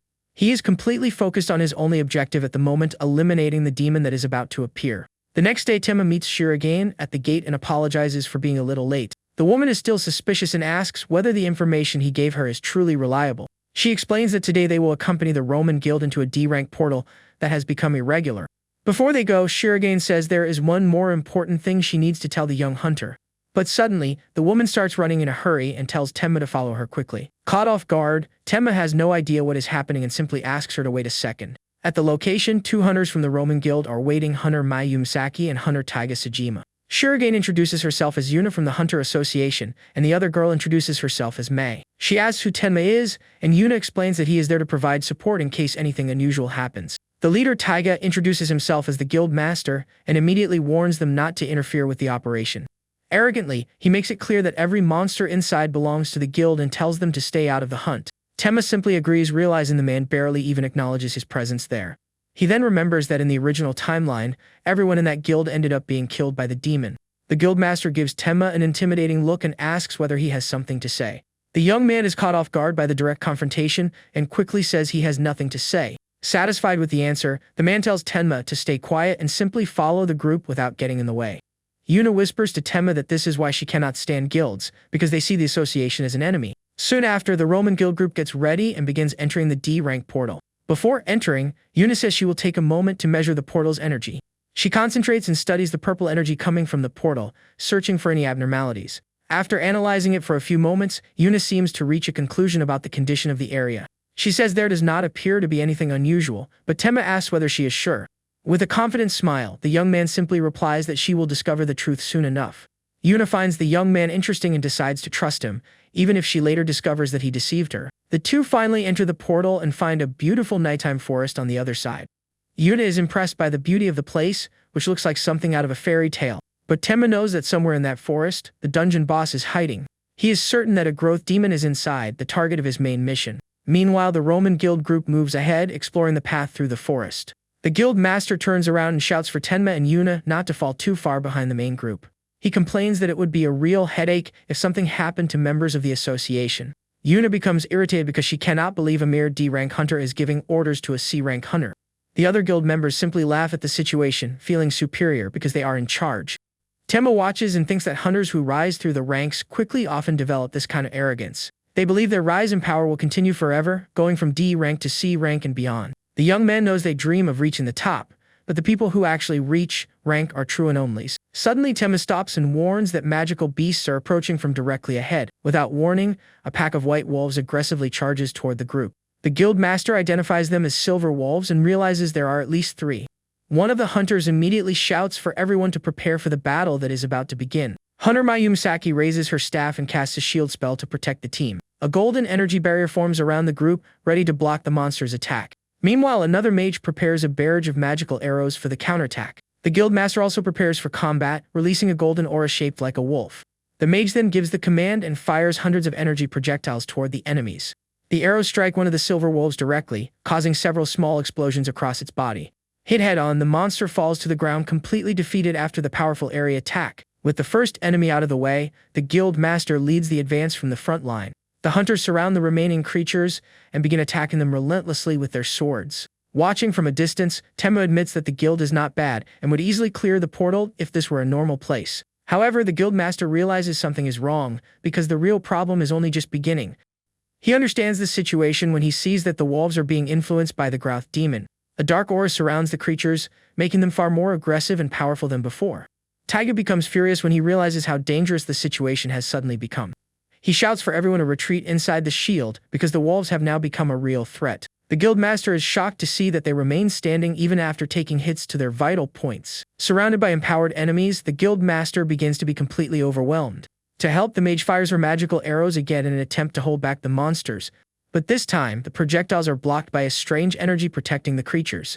The mage becomes desperate when she realizes her magic simply no longer works against them. The wolf's energy barrier begins to crack, but it still manages to withstand the impact of the attacks. Soon after, the barrier breaks, and the wolf mercilessly charges one of the hunters. The empowered creature's attack easily sends one of the guild members flying.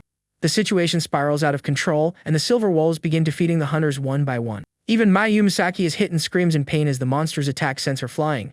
Desperate, Taiga shouts for his team not to retreat and to keep fighting until the end. Temma explains to Yuna that the boss's demonic aura spreads outward and strengthens every nearby monster. He says this ability to strengthen armies is one of the reasons demons are so dangerous. Taiga now faces an even stronger wolf that has evolved enough to use fire attacks. Yuna realizes the monsters are far too strong for D rank and asks whether they should help. Temma replies that he is not sure they can afford to help, and then his perception skill activates. Using the ability, the young man expands his senses to map the entire area around them. His sharpened perception detects a new and enormous threat rapidly approaching. The hunter realizes that an entire horde of silver wolves is running toward them. Before he can react, one of the wolves in the horde leaps forward and attacks him directly. Without wasting any time, Temma draws his sword, which glows with intense energy, to defend himself. With a quick strike, Temma defeats the wolf, and the system informs him that his level is locked, so he only gains points for now. He is satisfied with the power of his sword, Soul Eater, which proves to be a much sharper rare item than he expected. However, the rest of the horde keeps advancing, and Tenma prepares to face several enemies at once. He focuses and channels energy into his sword, ready to fight every monster surrounding him. Suddenly, the young man notices that Yuna is preparing to use some kind of support ability. Golden energy chains rise from the ground and completely bind all the silver wolves charging toward them. In an instant, the hunter's ability manages to immobilize the entire horde of attacking monsters. Seeing the opportunity, Yuna shouts for Tenma to hurry and finish the enemies while they are restrained. Tenma is impressed because Yuki Shurigane's younger sister really is a highly skilled SSS rank hunter. Understanding the plan, the young hunter takes advantage of the opening and prepares a powerful sword attack. With a single X-shaped slash, he unleashes a massive strike that hits all the wolves at once. The attack is so powerful that it wipes out the entire horde in the blink of an eye, ending the battle. Yuna is left completely speechless after witnessing the hunter's incredible display of power. With the monsters defeated, a strange energy begins to rise from the bodies lying on the ground. The system informs him that the Soul Eater sword is consuming the souls of the defeated monsters. Thanks to this, the sword's soul concentration rises to 13%, making it stronger. Meanwhile, Yuna notices that the Roman guild group is still fighting the other wolves. Their situation is terrible, with several hunters being injured by the evolved monsters' attacks. Amid the chaos, the guildmaster desperately shouts and asks the two of them to come help. But Tenma coldly replies by asking whether he was not the one who told them not to touch his prey. The leader becomes furious and cannot believe the young man would say something like that at such a critical moment. Before he can respond, the man is struck by one of the wolves and sent flying. Tenma and Yuna simply watch the guild being slaughtered, and the woman asks whether they should intervene. After the battle, the surviving hunters take a short break to catch their breath. One of the members confronts their leader and asks whether he really plans to keep moving forward like this. Mai agrees and says there is no way they can continue because the monsters are far too strong for the group. Taiga becomes irritated and reminds everyone that this is only a D-rank gate and they should be able to handle it. He reveals that if they fail the mission, they will not be able to buy new equipment or pay off their debts. A hunter's life may look like a game, but they end up forgetting that monsters are dangerous beings from another world. Yuna approaches and warns that continuing is dangerous because monsters inside an irregular gate are much stronger. Taiga, however, refuses to listen and questions her authority, asking whether she has any proof. He claims that the guild is in charge of the mission and tells the association hunter not to interfere. The guildmaster turns to continue, but one of his members stops him with a frightened expression. The hunter stammers her leader's name, trying to draw his attention to something that appeared behind him. Terrified, she points toward the darkness of the forest, where a new and enormous threat has appeared. Deep in the darkness, two enormous glowing red eyes stare at the group of hunters in the camp. Suddenly, a gigantic paw surrounded by a red aura steps into the clearing with incredible force. The true dungeon boss, a colossal wolf, finally appears before them, stepping over the bodies of the fallen monsters. The demonic creature lets out a terrifying roar that echoes throughout the dark forest. The sheer power of the roar creates a shockwave that sends every guild member flying. Lying on the ground, the guild members are completely terrified by the creature's enormous size. Unlike them, Tenma remains in a fighting stance, analyzing the new and dangerous enemy. Tenma confirms his suspicions when he sees that the colossal wolf is the true boss of the gate. The creature's presence is so overwhelming that it paralyzes every guild member with pure fear. The system reports that the Silver Wolf boss released a roar affecting everyone across a wide area. The monster's roar inflicts a state of fear on the hunters, causing them unbearable headaches. Feeling the effect, Tenma shouts for Shirogane to use her escape magic as quickly as she can. Yuna fights against the mental pressure but warns that she cannot concentrate and will not be able to hold out much longer. Tenma's resistance to the effect causes the system to reward him with the new mentality skill. With the new skill, his resistance to mental status effects increases by 9 points at once. Thanks to the sudden increase in his mentality, Tenma finally manages to break free from the fear effect. Meanwhile, the guildmaster, still panicking, realizes their only option is to run if they want to survive. One of his companions, lying on the ground, reaches out and begs her leader for help. But in an act of cowardice, Taiga pushes the girl's hand away and leaves her behind to save himself. Without thinking twice, the guild master starts running alone, abandoning his entire team. Tenma knows the escape magic will not work if they split up, so he decides to stop the retreat. To control the situation, the young hunter activates his level 7 intimidation skill. An overwhelming pressure hits every nearby target, forcing them into a deep state of intimidation. Paralyzed by the fear induced by Tenma, the guild master who was trying to escape passes out on the ground. Yuna takes advantage of the opening, focuses, and begins casting spatial teleportation to get everyone out of there. Seeing their attempt to escape, the giant wolf charges toward the group before the spell can be completed. At the last second, Tenma rushes over and makes sure Yuna and the others enter the teleportation circle. The monster's massive jaws rapidly close in, ready to devour everyone at once. Fortunately, the spell activates in time, and the group disappears, leaving the wolf to bite nothing but air.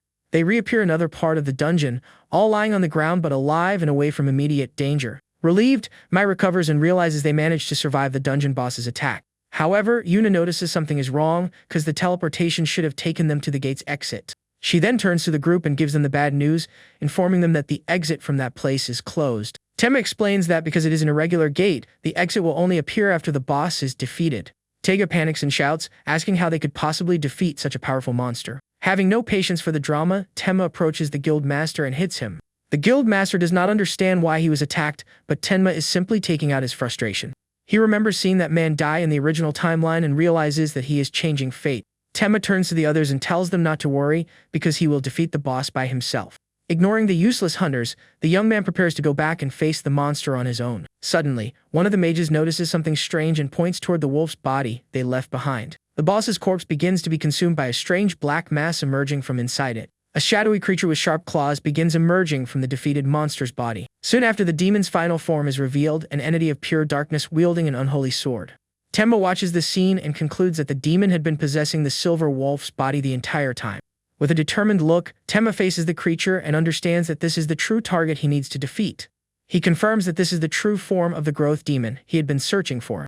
Yuna cannot believe it and asks whether he really intends to fight a creature at that level. Tenma tells the guild that he and Shirogane will take care of the monster, leaving everyone confused. The other hunters think it is madness because facing that demon with only 2 people is practically suicide. The young man then turns to Taiga and gets his attention to make an unusual request. He asks to borrow the guildmaster's armor, a rare metal set that increases defense by 25 points. In a safe area, Yuna asks what that creature is, and Tenma explains that it took over the boss's form. When asked about his plan, Tenma simply replies that he will defeat it using brute force alone. Yuna thinks the idea is terrible and sarcastically comments that it is the perfect plan for both of them to get killed. Tenma knows the boss's power is connected to the sealed gate, but the objective remains the same. Suddenly, another horde of wolves appears to attack, but Tenma does not seem worried about them. He declares that he will simply crush every monster that gets in his way. But this time, Yuna steps in front of him and prepares to handle the new threat by herself. She casts a powerful lightning spell that strikes all the wolves at once with an electrical discharge. The hunter's attack explodes across a wide area and instantly wipes out every enemy. Yuna boasts that she will soon be promoted to B rank, and Tenma admits she did pretty well. He regrets not getting the experience but thanks her for the help because they can now focus on the boss. With the monsters defeated, his sword consumes more souls and reaches 100% capacity. Upon reaching maximum capacity, a special function of the Soul Eater sword is finally unlocked. The soul release ability activates, covering the sword in souls and increasing its power for 5 seconds. Tenma is impressed by the newly awakened power of his weapon, even though it only lasts for a short time. Yuna notices that the sword has begun giving off an extremely dangerous aura and warns the young hunter. Back in the boss arena, the growth demon howls at the moon, exerting its power over the area. Several more wolves appear, answering their master's call for the battle ahead. Yuna notices that the wolves are acting strangely because the boss's howl sounds different from normal. Tenma understands that this is his chance to attack before the demon completely absorbs the host's power. Suspicious, Yuna asks Tenma to explain the situation, because that creature looks like a natural disaster. He reveals that a growth demon took over the boss's body, and that demons are monsters that use unholy power. At that moment, the system announces that they have entered the demonic servant's domain and a restriction has been imposed. Within a radius of 50 meters, no living creature can use growth abilities anymore. Yuna does not understand what the restriction is, but Tenma offers to explain the situation briefly. The young hunter confirms that everything is happening exactly as he remembers from the previous timeline. He explains that the demon race possesses a trait that is inseparable from its power. Every demon has its own domain and exerts influence over anyone who enters it. The restriction of a growth demon is limitation, preventing any living being from increasing its power. Tenma knows the area of effect is small right now, but if the situation continues, it will expand. He finishes by saying the situation is terrible, leaving Yuna even more worried about what is coming. From the top of the cliff, the demon notices the 2 of them and stares at them, ready to attack. Without hesitation, the creature leaps toward them, descending like a meteor to begin the confrontation. The demon's landing destroys the ground and raises a massive curtain of dust. The shockwave from the attack is so strong that it violently pushes Tenma and Yuna backward. Instead of the wolf, a woman with an elf-like appearance emerges from the smoke, shocking everyone with the sudden change. Tenma deduces that just like the wolf, she must be another entity the demon absorbed in the past. The demon's new form floats in the air and begins concentrating a large sphere of dark energy. Making matters worse, the creature multiplies the energy and creates 7 power orbs surrounding itself. Tenma and Yuna are completely shocked by the level of power the enemy is displaying. The young man realizes that the information he had about growth demons did not include an ability like this. He concludes that the demon probably stole this ability from the elf it used as a host. Seeing the attack being prepared, Tenma tells Yuna get ready and wait for his signal to dodge. To predict the attack, he activates his max-level perception skill to analyze the enemy. Using his enhanced vision, he carefully watches the flow of energy so he will not mistime the dodge. The demonic elf then launches one of the energy orbs directly toward the 2 hunters.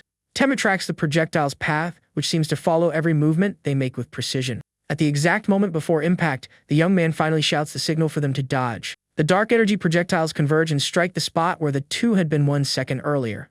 The creature continues its bombardment, forcing the 2 to split up to dodge the rain of attacks.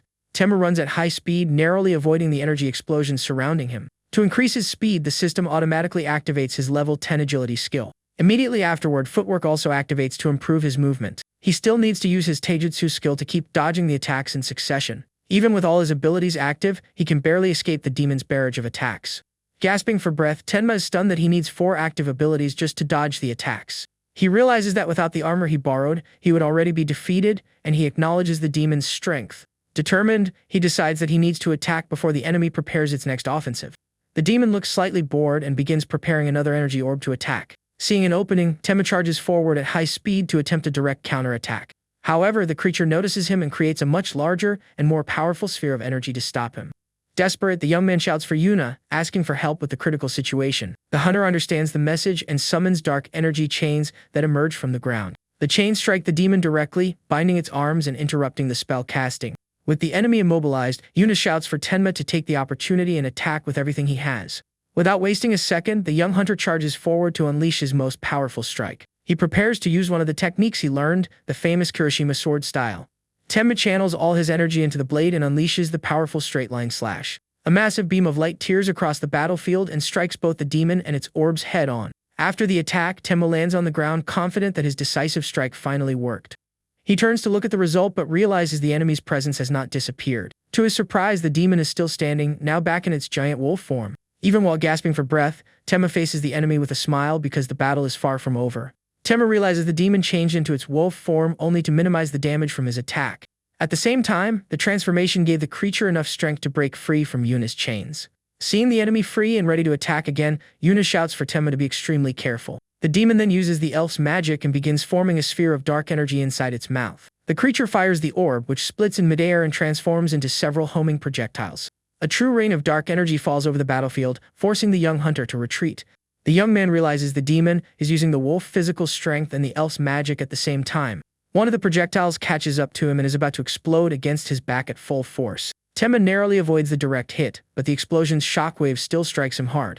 The attack is so powerful that it leaves him somewhat dazed even without a direct hit. Seeing the situation getting worse, Yuna prepares to intervene and conjures a magic circle in her hand. Taking advantage of the small opening, Tenma regains his composure and charges forward once again for a direct attack. He uses straight-line slash again and strikes the wolf directly in the chest with his blade of energy. The demon screams in pain as the strike tears through its body and deals massive damage. The impact is so powerful that it throws the creature backward, sending it crashing violently into the ground.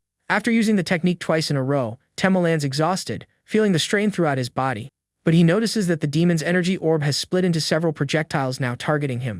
Without even having time to breathe, the young man is forced to escape another barrage of attacks. He runs desperately across the battlefield, narrowly dodging the dark energy explosions. Tenma knows he is at a disadvantage in a battle of endurance and needs to come up with a plan quickly. Suddenly, he sees Yuna being captured by one of the demon's dark energy tentacles. The hunter tries to break free, but realizes her mana is running out and she will not last much longer. Another tentacle rises from the ground and attacks Tenma, who manages to dodge at the last second. Meanwhile, the pieces of the demon's body that were cut off begin moving on their own across the ground. Tenma realizes those pieces cannot regenerate, confirming that his attacks are working. With that information, he understands that all he needs to win is a single opportunity. He only needs one chance to land a decisive strike on the creature's main body. Without hesitation, he charges forward and delivers another powerful slash that severely wounds the demon. Even while injured, the creature endures the attack and prepares a furious full-power counterattack. Tenma knows he still has one final card up his sleeve, a single powerful strike he saved for the end. He can use his sword's soul release, which drastically increases his power for 5 seconds. The problem is that with only 5 seconds, he needs a plan to guarantee the strike works. Amid the chaos, he shouts Yuna's name to put his desperate strategy into action.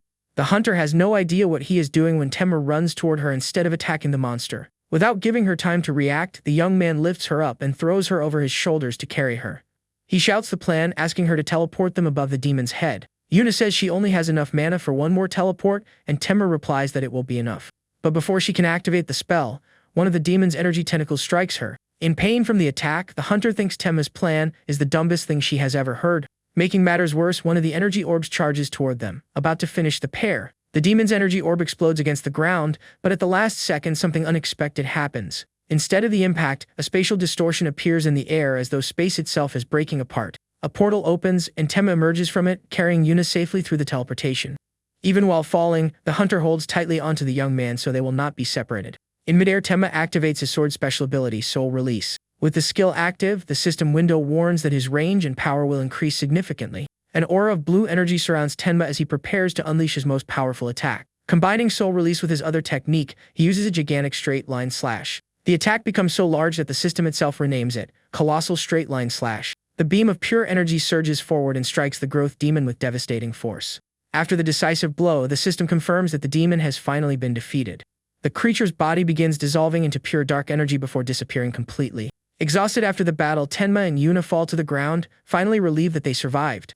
Yuna stares at the young man and begins wondering who he really is because his strength was absurd. She cannot understand how an F-rank hunter managed to hide such powerful abilities for so long. With the mission complete, Tenma finally awakens as a D-rank hunter, something he never achieved in his previous life. Yuna helps him stand, but the young man says he is exhausted and can barely move. However, the hunter warns that they are in trouble and need to get out of there as quickly as possible. Suddenly, the two are surrounded by a horde of silver wolves emerging from the darkness. The creatures, now free from the demon's control, growl aggressively at the two hunters. Tenma asks her to hold the monsters off for 5 minutes, which irritates Yuna a little. With no other choice, the hunter drinks an intermediate magic recovery potion to restore her energy. With her mana restored, she warns that she is going to charge him an expensive dinner for all this work. Tenma simply asks her to hold out for 1 minute because that will be more than enough time. A short while later, a massive explosion of light appears, engulfing the entire battlefield. An injured hunter who appears to be Taiga is shocked by the scene, unable to understand what happened.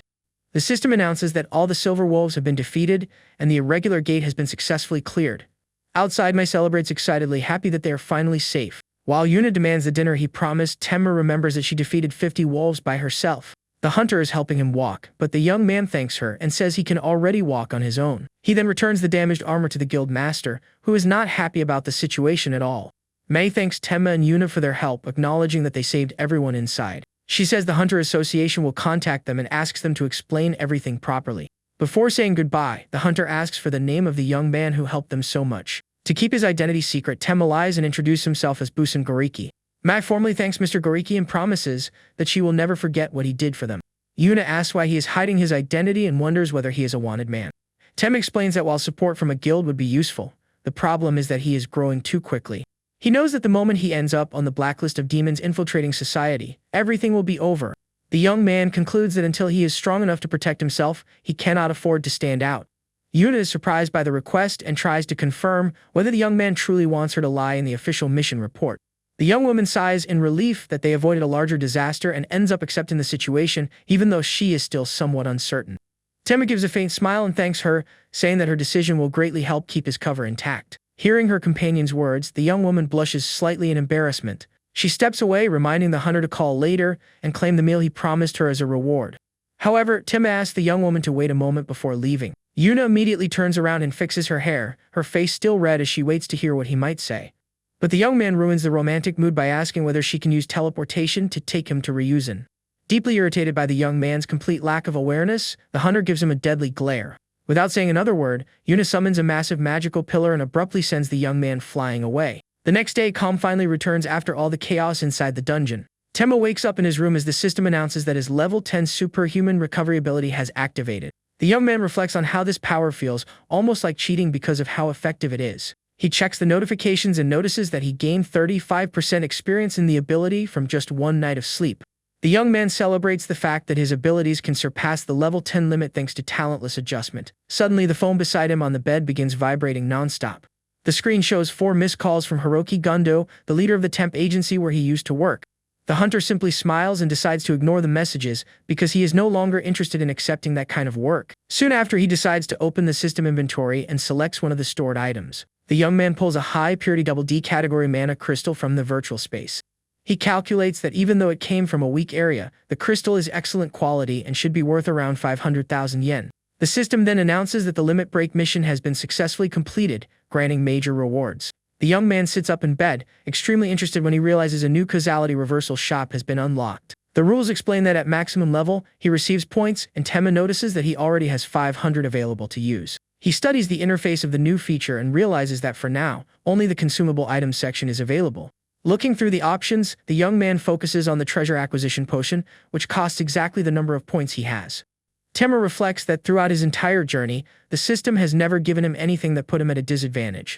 Trusting that logic, he confirms the purchase and decides to spend everything to obtain the mysterious item. The bottle appears in his hand, stating that its effect reverses causality to point out the path to a treasure for 1 hour.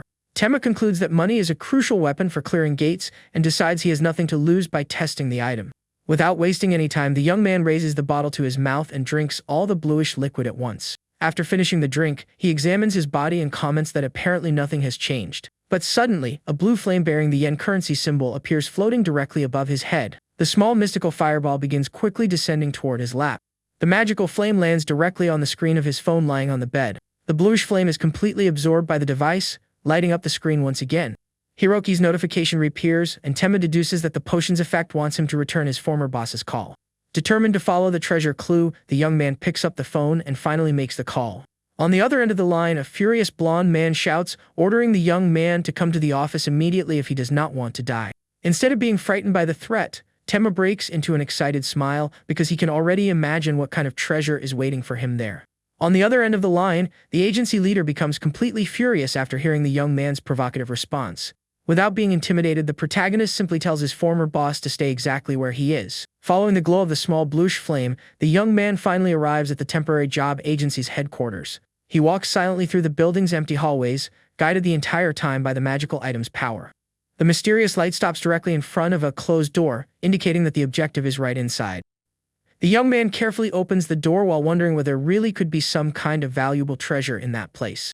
As soon as he enters the room, he quickly dodges a surprise attack launched by someone who is extremely angry. The attacker is the agency leader himself, who blames the young man for losing a major deal because he ignored his calls. To punish the hunter's disobedience, the man orders his 2 henchmen to teach the young man a proper lesson. Tema reflects that his former boss is just an ordinary person with no special abilities at all. Activating his memory search skill, the system displays memories of the many cowardly beatings the young man suffered in the past. He remembers that Gondo could only overpower him because he relied on the strength of 2D rank hunters named Masato and Taiji. One of the men grabs the young man's chin intimidatingly and asks why he is staring at him like that. Noticing the former employee's unusual attitude, the blonde leader orders the hunters to begin disciplining him immediately. Keeping a calm expression, Tema grabs the attacker's arm and comments that they still do not understand the new situation. The young man analyzes his opponents and concludes that the abilities of those 2 probably reach level 5 at most. Without much effort, he activates his maximum strength and lands a direct, powerful blow to the burly man's face. The brutal impact sends the brute flying backward, making his body slide violently across the office floor. The force of the attack sends the enemy crashing through a bookshelf, leaving the other 2 men completely shocked. Furious after seeing his partner fall, the second henchman charges forward and tries to punch the protagonist. But using his level 10 perception, the young man sees the movement as if it were slowed down and dodges without any difficulty. In the same instant, he combines his martial arts and delivers a devastating counterattack directly to his opponent's chin. The hunter collapses unconscious on the floor, proving he is no match for the young man's newly acquired abilities. Desperate after the humiliation, Gondo slams the table and demands that his subordinates get up and fight properly. Responding to the order, the bald brute gets up and expands his muscles until his own shirt tears apart. He activates level 5 body strength amplification and stares at the young man with eyes red from fury. Using all of his newly activated power, the henchman charges fiercely toward the protagonist like a raging bull. However, before he can even finish his charge, the man takes a crushing punch directly to the center of his face. The enormous difference in power creates a shockwave that sends the muscular enemy flying through the air once again. He crashes violently into the office furniture and cries out in pain before collapsing completely defeated. Lying among the wreckage, the giant mutters a threat, saying he will destroy his former coworker's career as a hunter. Ignoring the useless threat, the young man slowly walks toward Gondo, who trembles in terror as he approaches. The leader tries to use his influence to intimidate the young man while the mysterious blue flame hovers directly in front of his face. Showing no fear, Temma steps onto the man's desk and threateningly asks what exactly he plans to do about it. Faced with the young man's true strength, the three cowards kneel on the floor and apologize for everything they have done. The protagonist approaches his former boss to collect old debts, and the man promises to cover every expense from now on. But the young man soon ignores the pleading and walks around the room searching for the supposed money indicated by the system. The small mystical light calmly floats toward one of the bookshelves, suggesting that the reward is hidden there. Intrigued by the magical clue, the hunter moves the books aside. He can see the back of the shelf. Hidden there, he finds a secret safe containing the long-awaited treasure revealed by the potion. Temma stands in front of the secret safe while Gondo and his henchmen remain kneeling on the floor, unable to understand what is happening. Gondo panics and begins trembling in fear when the protagonist suddenly turns his head toward him. The blonde man tries to regain his confidence, warning that the safe has an impossible 20-digit password. However, the system's small magical flame moves toward the keypad and clears every security password in the blink of an eye. Curious to see whether there is any treasure inside, the young man reaches out to interact with the small safe. The electronic panel beeps a few times and accepts the command as soon as Temma touches its surface with his index finger. The metal door unlocks, revealing documents and boxes illuminated by the magical item's bluish aura. His former boss panics as his hiding place is exposed, while the protagonist discovers a ledger filled with illegal profits. Among the papers, the system identifies a mana crystal, studded key capable of opening C-rank or lower boxes. The young man calculates that the item would sell for at least 1 million yen on the market and reflects that this whole thing feels like simple robbery. Next, he examines a report about the Yokohama dungeon, which requires extremely high mental resistance to cross its barrier. Temma recognizes the location and concludes that he can make a real fortune if the exploration of that area succeeds. Gondo begs the young man to return the document, claiming he spent a lot on the preparations and that a D-rank hunter would die there. Paying no attention to the cowardly old man's pleading, the young man simply smiles and says he will judge the situation himself. Suddenly, the agency door opens and an unknown person enters the office, catching everyone by surprise. A gray-haired man in a white lab coat calmly appears, lamenting that someone arrived there before him. The protagonist's eyes widen in extreme shock as he immediately recognizes the identity of the mysterious man. Walking through the room with tremendous confidence, the gray-haired man asks whether the young man really knows who he is standing in front of.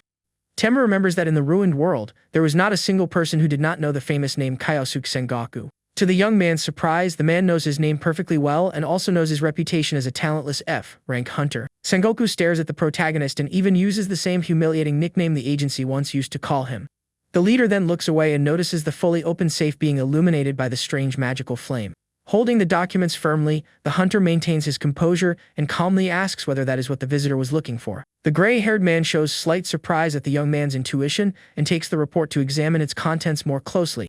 Desperate, Gondo throws himself to the floor and shouts that the visitor must not touch those documents under any circumstances. However, Sengoku delivers a fast and brutal strike to the blonde man's neck, silencing the agency leader in a fraction of a second. Gondo collapses unconscious on the office floor, demonstrating the absurd difference in power between him and the gray-haired man. The newcomer looks at the fallen body and sarcastically asks why he lied about not having the document. Ignoring the confusion, Sengoku thanks the protagonist for his help and says he would like to show his gratitude another time. Before leaving, he places a card in the hunter's hand and patiently asks the young man to call the number in 1 week. Temma stares at the small piece of paper, unable to believe that he just received the direct contact information of such an important figure. Sengoku was known as an S-rank hunter and the leader of a massive intelligence organization that predicted the demon invasion. The protagonist remains frozen as he watches the powerful leader turn around and calmly walk toward the door.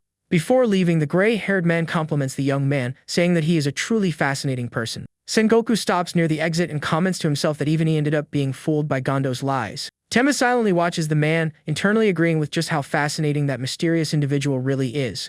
The S-rank hunter gives one final enigmatic glance over his shoulder, suggesting that he still has many cards up his sleeve. Suddenly, Sengoku reveals that he knows perfectly well that Temma was the one who resolved the dangerous Night Crow Guild incident.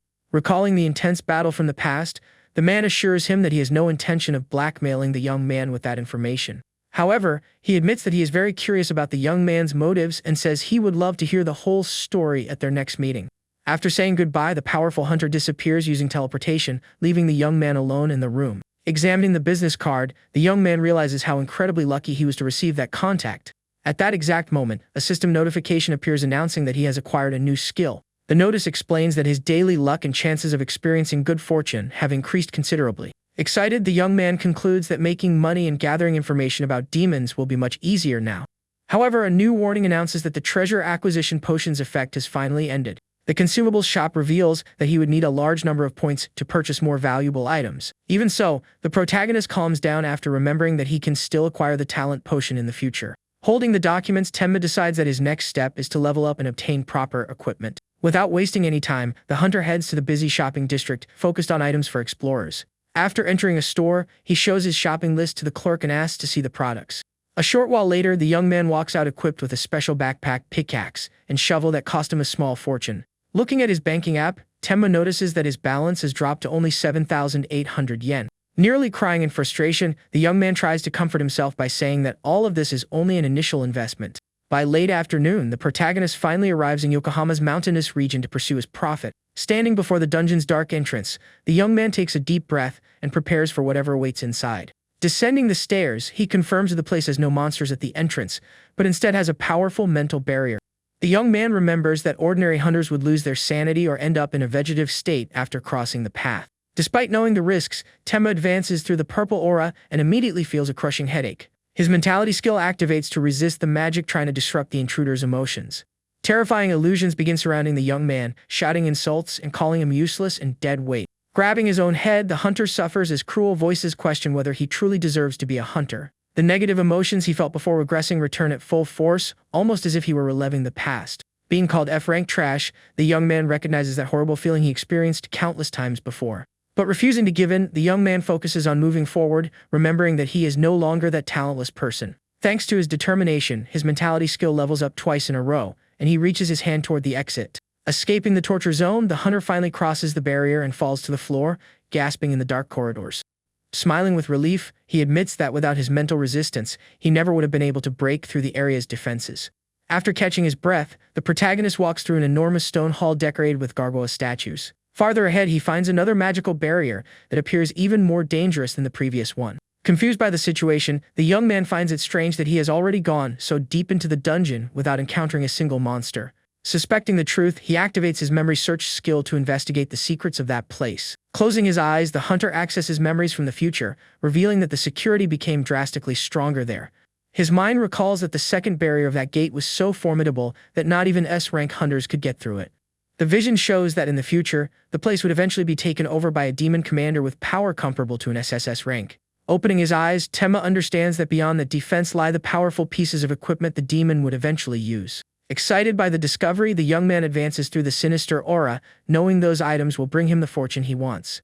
Walking through the corridors, he remembers that from that point on, he will need to avoid deadly traps. Suddenly, a loud click echoes through the darkness, making the young man's eyes widen in absolute shock. Without warning, a hidden mechanism activates and fires a projectile directly toward the startled hunter. Startled by the noise, the hunter instinctively raises his hands to his head to protect himself from danger. He quickly activates his perception and agility skills as several arrows fire toward him. Regaining his composure, the young man realizes that without his sharpened senses, the situation would have ended badly. He concludes that the corridor's treacherous trap could easily have paralyzed and killed him. Closing his eyes, the young man understands that he needs to dodge at the exact moment he hears the firing sound.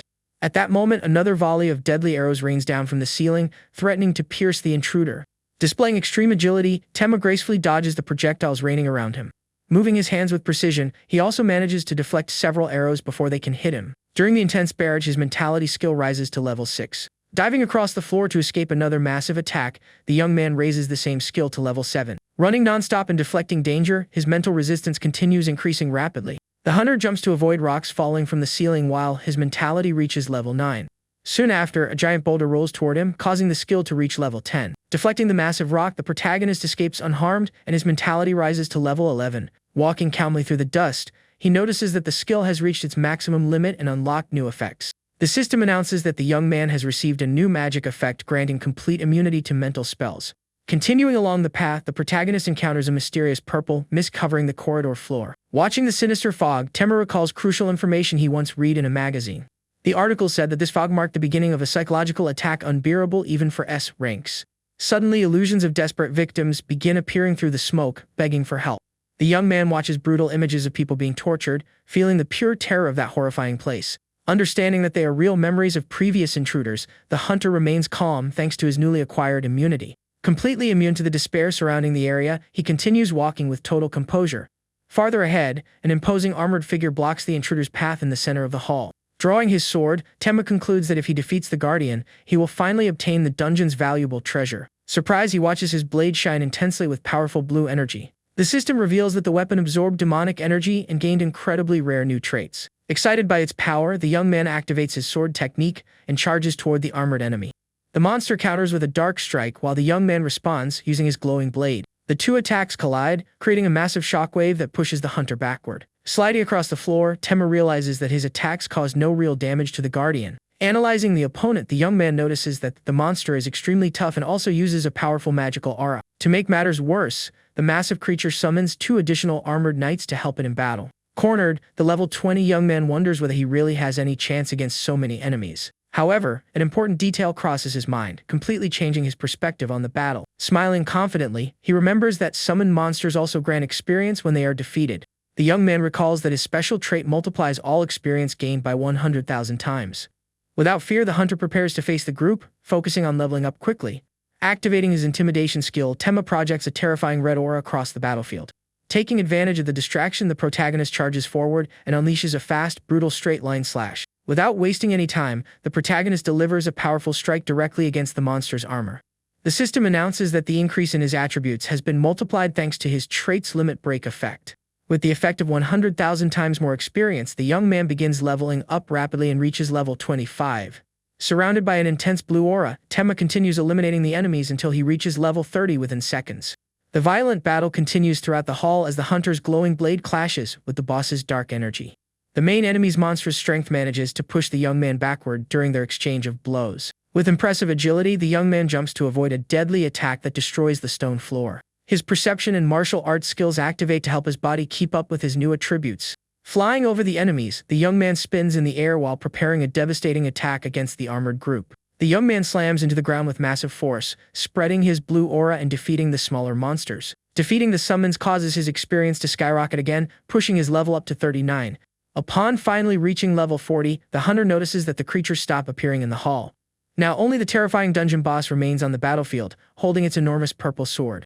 The enemy swings its weapon, creating a massive wave of dark energy that tears through the floor tiles. Preparing his trump card, Tenma activates his maxed out straight-line slash to counter the attack. The hunter charges forward like a blue bolt of lightning, piercing through the air toward the corrupted creature.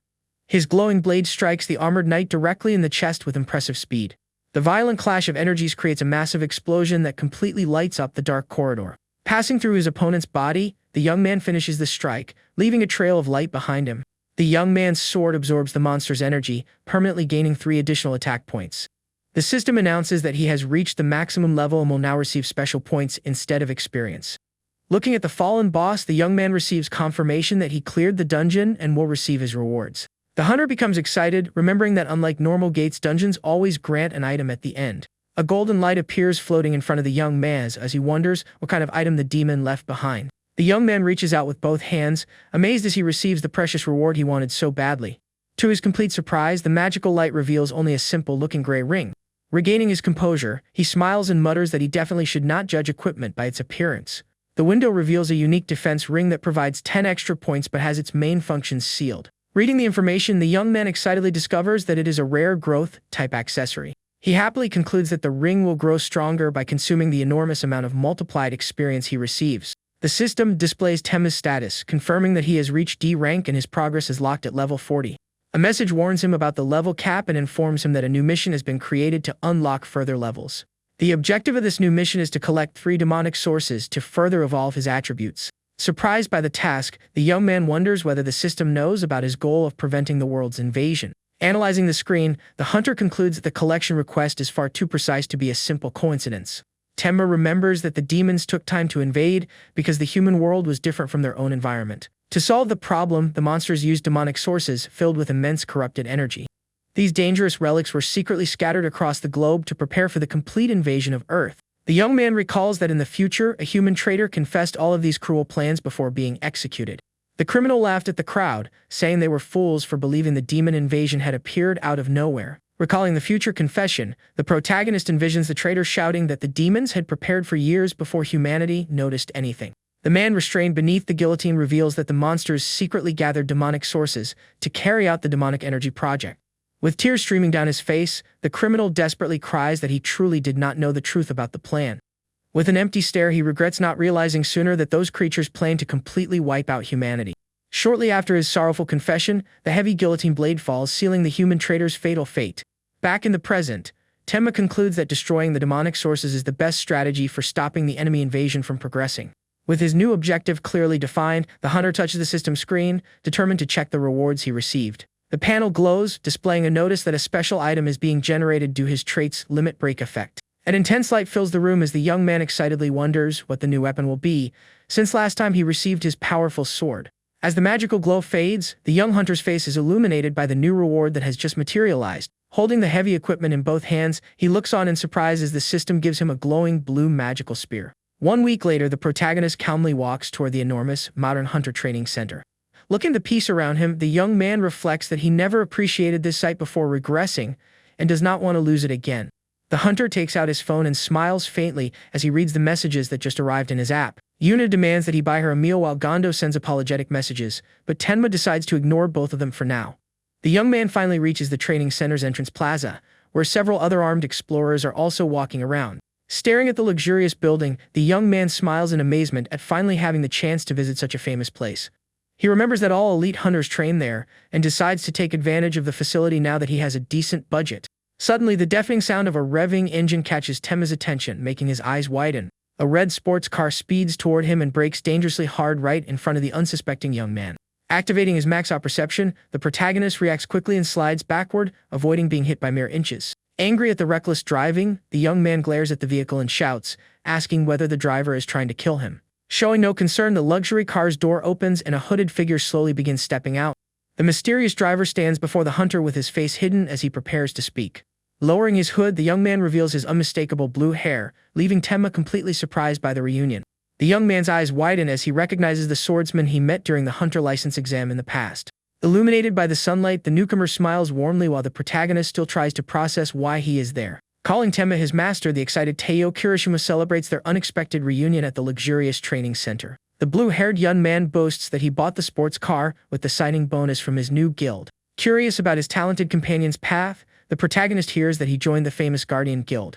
The organization is one of the country's 3 most powerful and influential guilds, reigning at the very top of the national rankings. Tenma remembers that the organization's leaders recognize Kirishima's undeniable talent as a true sword saint. Changing the subject, the hunter sighs tiredly and politely asks the swordsman to stop calling him master all the time. Tayo asks why, and Tenma explains that such a formal and exaggerated title feels like far too heavy a burden. Scratching his head, the protagonist suggests that he choose any other nickname, since calling him Big Brother also feels strange. Putting a hand on his chin, the swordsman thinks for a moment and rules out calling him sir, saying it does not fit their style. Losing patience with the pointless discussion, Tenma turns his back and starts walking again, leaving the young man behind. Desperate not to lose sight of his idol, Teo runs after the hunter, asking him to wait. At reception, Tenma is shocked to see that the cheapest room costs 50,000 yen and decides to rent only the A-level room to test it. But before he can pay, Kirishima appears beside him with a smile and hands over a luxurious black card to cover his master's expenses. The receptionist says she will guide the young swordsman to the center's luxurious VIP training room.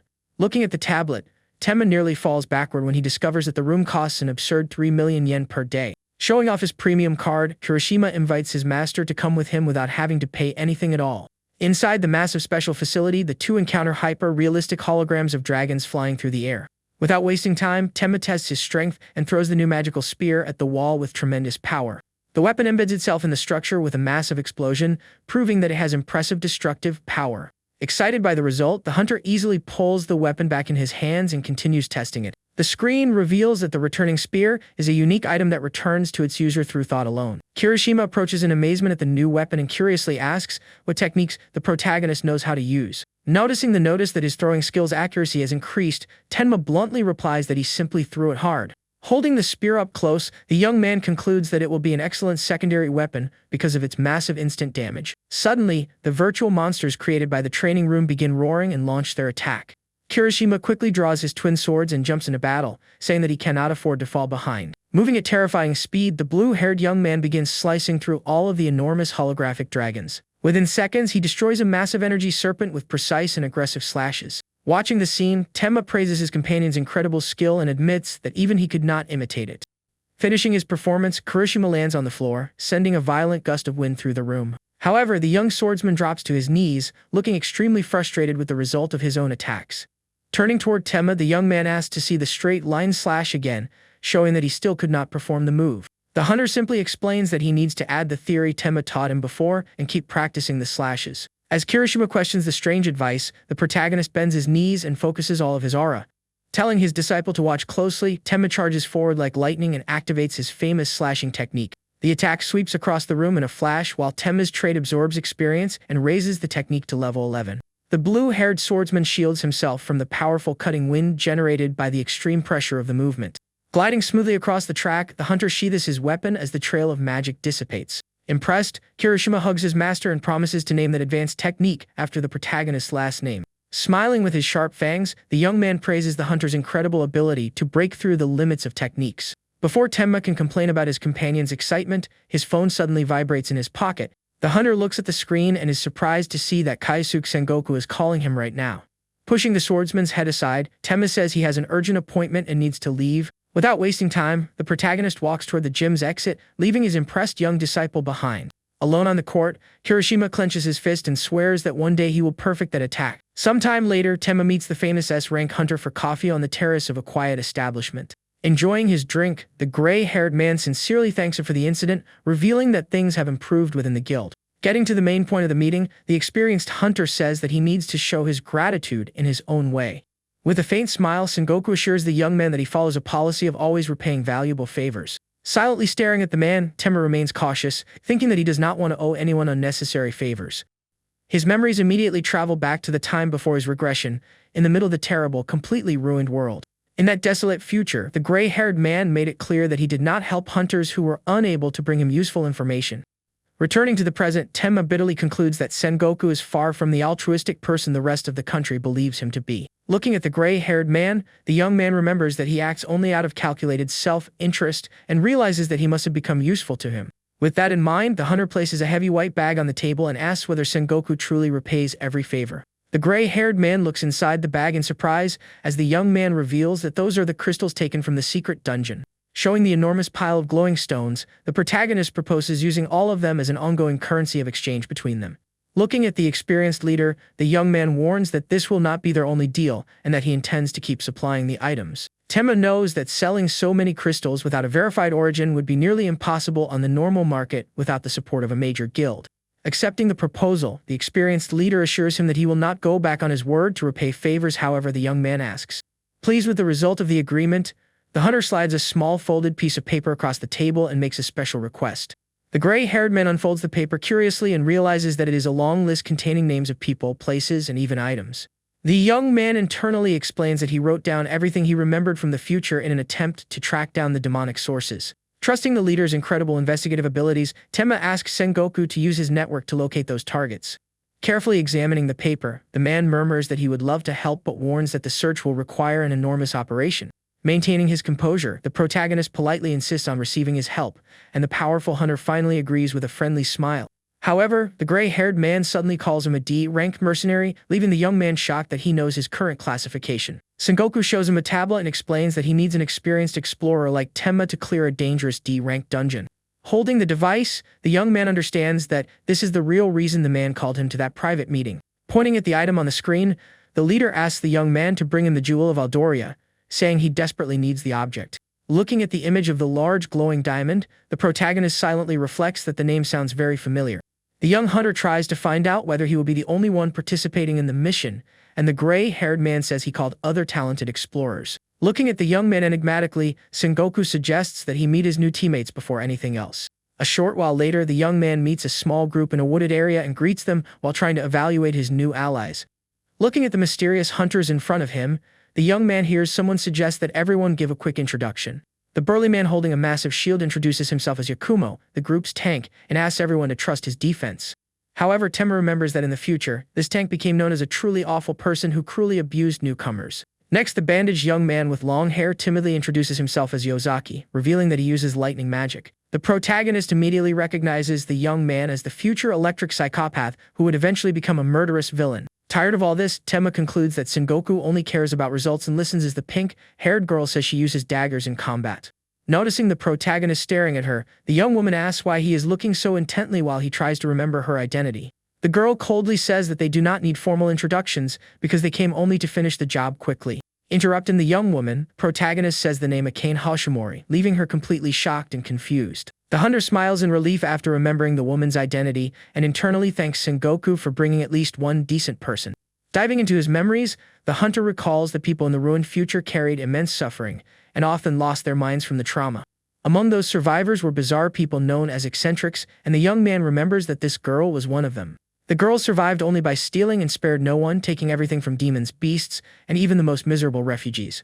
Back in the present, the protagonist is surprised to find the young woman there while she asks who he is and why he keeps staring at her. Hiding his surprise, the young man formally introduces himself as a D-rank explorer who uses swords and spears in combat. With the introductions finally complete, Yakumo smiles excitedly and suggests that the group enter the dungeon and begin the job. Without wasting any time, the new team walks together toward the glowing golden portal waiting at the top of the hill. Staring at the magical energy, Tenma prepares himself mentally as the system announces their entry into the dangerous special dungeon. A floating notification confirms that every member meets the mandatory requirement of being D rank or lower. The moment they cross the barrier, the protagonist's eyes immediately widen at the completely unexpected environment. To everyone's surprise, the group appears in the middle of a massive scorching desert beneath an extremely intense sun. Suffering from the high temperature, the young hunters complain about the unbearable heat while Yakumo says he brought items to help. The tank pulls a small magical icebox from his bag, specially designed to relieve the team's extreme heat. Enjoying the cool air, Tenma concludes that the tank receives secret information from Sengoku, which is why he is leading the group. With everyone finally relieved, the shield-bearing man says they will keep moving and asks everyone to pay close attention to their surroundings. The team follows his orders and begins walking across the endless sand dunes, watching carefully for any movement. Suddenly, the protagonist breaks the silence and tells everyone to stop walking immediately, warning his companions. Activating his maxed-out perception, the young man stares toward the horizon and seriously warns that a magical beast is approaching. The group leader places a hand above his eyes to block the sunlight and tries to spot the danger, but says he cannot see anything at all. Confidently, the tank raises his large shield, saying he will block any attack and telling Tenma to stop worrying for no reason. Before the large man can finish speaking, the sand violently erupts, revealing a monstrous scorpion in front of the group. The terrifying creature roars furiously while Akane praises Tenma's excellent eyesight for noticing the danger so early. The situation gets worse when several other giant scorpions emerge from the sand, forcing the tank to order everyone to retreat. Without fear, the armored warrior strikes his shield and activates his level 5 taunt skill to draw the enemies toward him. A wave of green energy spreads across the battlefield, trying to force the monsters to focus their attacks only on the leader. Planting his feet firmly on the ground, the tank hides behind his heavy equipment and prepares to defend against the massive assault. In the rear, the bandaged young man begins charging his energy while the pink-haired girl tells the leader to dodge quickly. A powerful bolt of blue lightning fires from the mage's hands, cutting across the sand and heading directly toward the group of monstrous scorpions. The electrical energy collides with the beasts, creating a massive lightning explosion that raises an enormous cloud of smoke. Taking advantage of the chaos from the magical attack, the eccentric girl aggressively leaps toward the enemies while holding her daggers. Moving like a blur, the assassin rapidly slices through the monster's hard shells in a deadly display of agility. Several severed pieces of the creatures fly through the air and fall lifeless onto the hot desert sand. The burly man praises his companion's perfect attack, while the girl lands softly and says it was nothing. Watching their excellent teamwork, Tenma smiles and concludes that he will not need to do much during the mission. Annoyed by the young man's relaxed attitude, the leader tells him to at least pretend he is helping, and Tenma awkwardly agrees. Suddenly, the ground begins shaking violently, making the hunter stare down at the sand beneath his feet in alarm. The pink-haired girl also feels the intense vibration and desperately shouts that something enormous is coming. Without warning, a colossal scorpion claw bursts through the ground and grabs the girl's leg with tremendous force. The massive beast emerges from the earth, throwing tons of sand into the air and lifting the helpless assassin as if she were a toy. The terrifying dungeon boss displays its monstrous size while the girl screams in fear, trapped inside its deadly claw. Panicking, the tank tries to activate his taunt, but the system warns that the skill failed because of the massive level difference. Seeing the leader's inexperience, the protagonist takes a fighting stance, focused on saving his new companion's life. The situation brings back a memory from the ruined world, when the young man was sleeping at camp and Sengoku woke him in the middle of the night. The experienced hunter asks for silence and tells the young man to follow him without waking the other sleeping survivors. In an isolated area, the man begins digging a hole while the young man yawns and asks why he is suddenly doing this. Pointing toward the bottom of the pit, Sengoku tells his apprentice to look, and the young man's eyes shine in pure shock at the surprise. Inside the hole is a bucket filled with snacks and juice, incredibly rare treasures that make the young man ask where he got them. The man smiles and reveals that he worked extremely hard to gather those valuable items because he wanted to give them to the young man. Seeing Tema's confusion, the scared hunter finally explains warmly that it is his birthday. Moved by the kind gesture in such a miserable world, the young man cries with joy and sincerely thanks him for the gift. The gray-haired man advises the young man to eat quickly and secretly so the other survivors at camp do not notice. However, the sweet memory is brutally interrupted, and the young man's eyes widen in complete shock. That same day, a mysterious hooded girl invaded the ruins, moving like a true stealth professional. Furious, Sengoku tried to intervene, shouting the thief's name as she quickly moved through the shadows. But the agile assassin was much faster and slid forward mercilessly before the man could react. With a precise movement, the eccentric girl struck the experienced hunter and knocked the gray-haired man down with extreme ease. From the ground, the injured young man watched the intruder calmly walk away with the precious bucket of snacks. Showing no mercy, the thief opened the extremely rare can of soda right in front of her fallen victims. The pink-haired girl drank it with satisfaction, completely ignoring the despair of the food's rightful owners. Within moments, she devoured everything, leaving only completely empty wrappers scattered across the stone floor. Crying in devastation, young Tenma held the empty package while Sengoku cursed the terrible thief for her cruelty. The hunter reflects that snacks were worth their weight in gold in the ruined world and admits he will never forget that girl's cold stare. Back in the present, the young man smiles as he watches a cane scream desperately while trapped in the desert beast's massive claw. The colossal scorpion boss displays its monstrous size, paralyzing the group leader with its terrifying power. Desperate, the young mage tells the tank to use his shield, snapping the large man out of his frozen state. But before the creature can crush the thief, the protagonist shoots across the scorching sand at incredible speed. The monster tries to deliver a crushing blow with its claws, but Yakumo finally raises his shield to block the heavy attack. Taking advantage of the distraction, Tenma summons his Return Spear Enchanto and a formidable blue magical aura through his body. Knowing exactly what to do, the hunter jumps and precisely aims at the weak point located on the monster's head. Using his level 11 throwing skill, the young man launches the weapon like a glowing meteor. With overwhelming destructive power, the spear pierces through the boss's hard shell and passes through its body in the blink of an eye. The devastating impact severs the creature's massive claw, freeing the assassin as she begins falling toward the ground. The protagonist quickly grabs the young woman by the legs to prevent a worse fall while she swallows dirty sand. Shocked by that absurd strength, the mage and the leader wonder why the newcomer was hiding so much offensive power. Coughing up dust, the pink-haired girl stares at her teammate in complete silence, utterly impressed.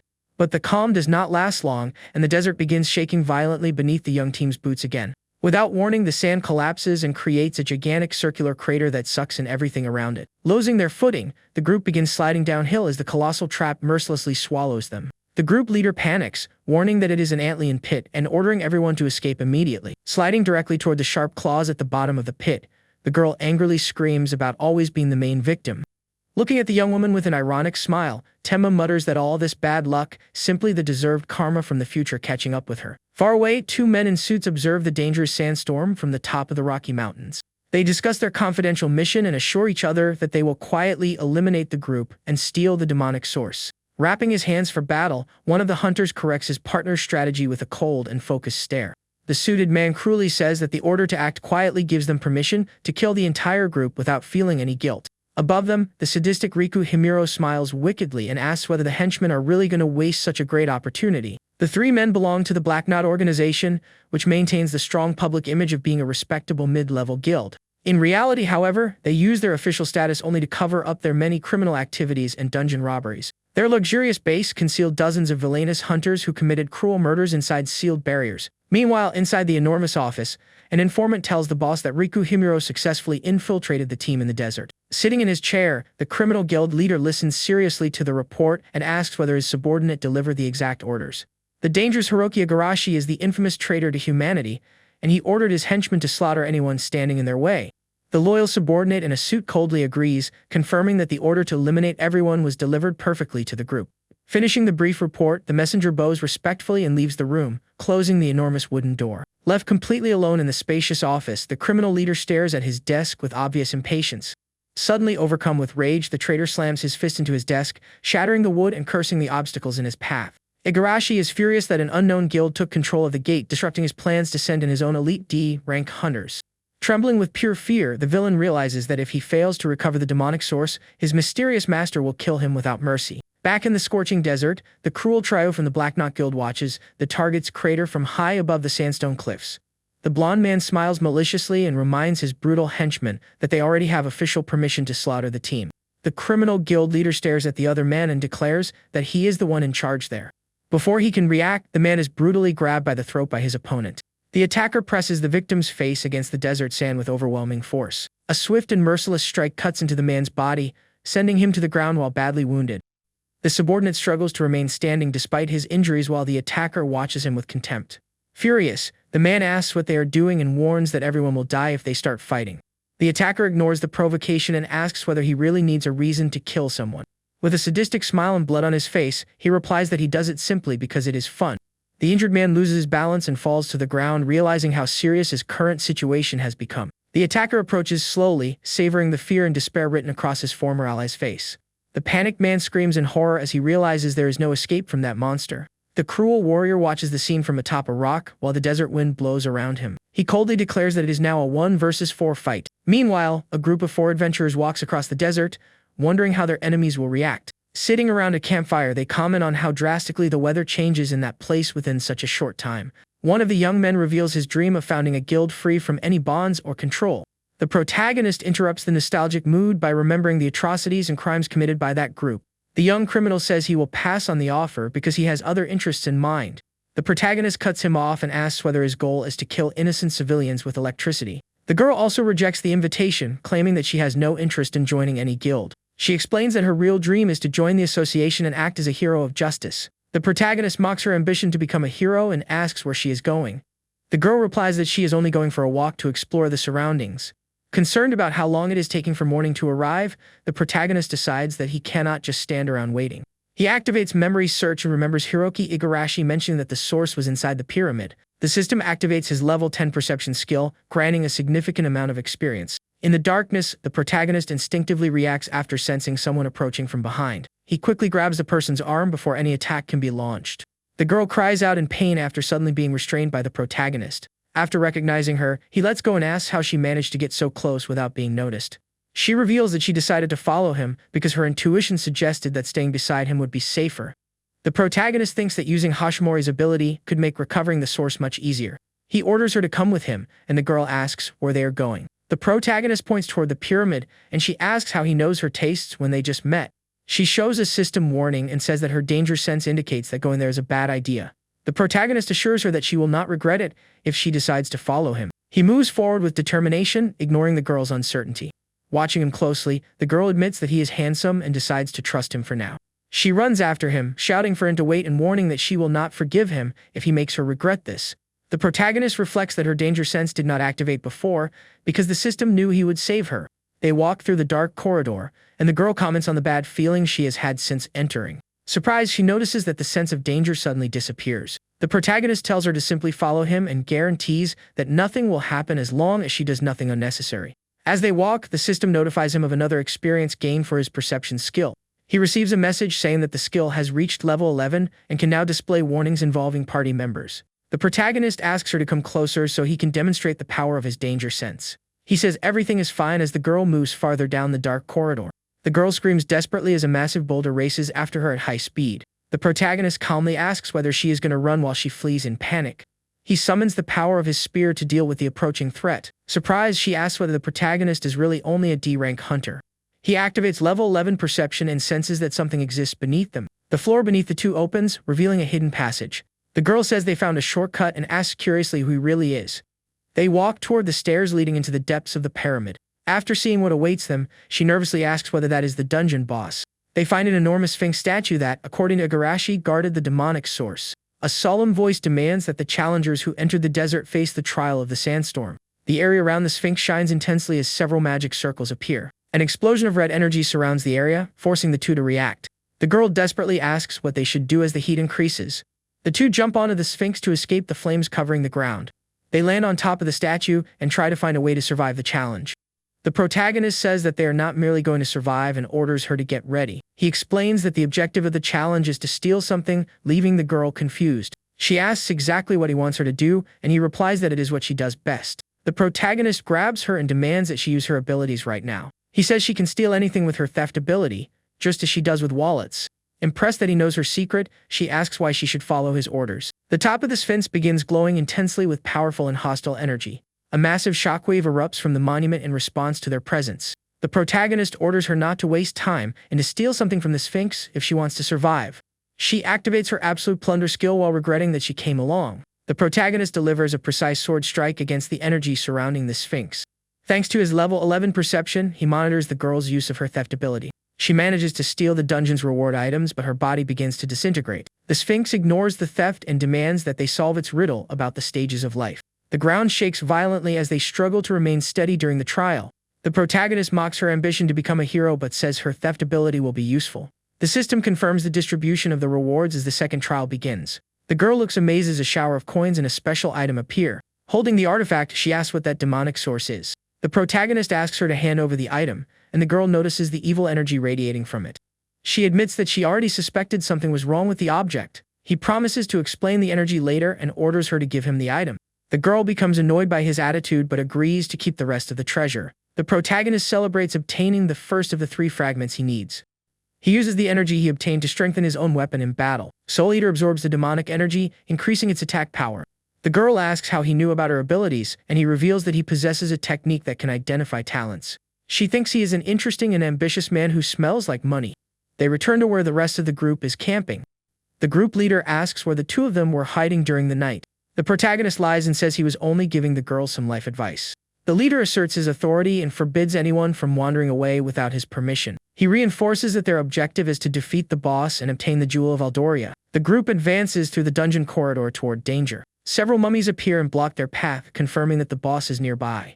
The protagonist summons his blue spear and decides that it is time to earn some points. With a single attack, he defeats 6 mummies at once and accumulates extra points. The guild leader greedily observes that Temma can use both swords and spears and imagines the riches he could gain by recruiting him. He praises the young man's technique and expresses his desire to have him join his guild in the future. The girl asks how he can be D-rank while being so skilled, and the protagonist responds sarcastically. The group comes across an enormous square block that appears to be the dungeon boss. Suddenly, the structure breaks apart and reveals a monumental creature made of sand. The group identifies the monster as a sand golem and realizes that the fight will be difficult. The leader tries to use his taunt skill to draw the giant monster's attention. The golem throws a powerful punch that violently strikes the leader's shield and defenses. The impact is so powerful that the warrior's protection is shattered into pieces by the monster's blow. The leader is sent flying and falls defeated to the ground after the devastating attack. The girl panics after seeing the scene and desperately screams for help. The golem ignores the taunt and charges toward her as she realizes the skill failed. In desperation, she fires a beam of blue energy at the giant creature. The energy beam strikes the golem but appears to have little effect on its rocky defenses. The girl continues firing desperate attacks as the creature quickly approaches. The golem leaps into the air and prepares a destructive attack over her position. The girl freezes in fear, worried that the leader may have died from the earlier attack. The protagonist analyzes the situation and concludes that the golem is much stronger because of the demonic energy. He orders her to run in the opposite direction, repeating the strategy they used against the Sphinx. The golem lands on the ground, creating a massive crater with the weight of its body. The creature regains its footing, ready to cause even more destruction as it pursues its targets. Temma activates his level 11 perception and agility skills to move with precision. He shoots toward the golem's vulnerable point with incredible speed. The protagonist observes that the secret to defeating the monster is destroying its central core. He unleashes Soul Eater's power to increase his attack range and strength. With a precise slash, he charges against the enemy's structure. Dust rises as the protagonist prepares for the next phase of the confrontation. He calls out to the girl and orders her to focus on the creature's core. She leaps toward the weak point and tries to steal the golem's core. Level 4 Absolute Plunder activates on the monster. Temma explains that they need to steal the golem's energy property to disable its functions. The system reports that the plunder attempt failed because of the enormous difference in power between them. The creature advances relentlessly toward the cornered girl. The protagonist orders her to run while preparing to intervene directly. They race across the area while the golem destroys everything around it with its heavy footsteps. Temma intensifies his strength and throwing skills in preparation for the next attack.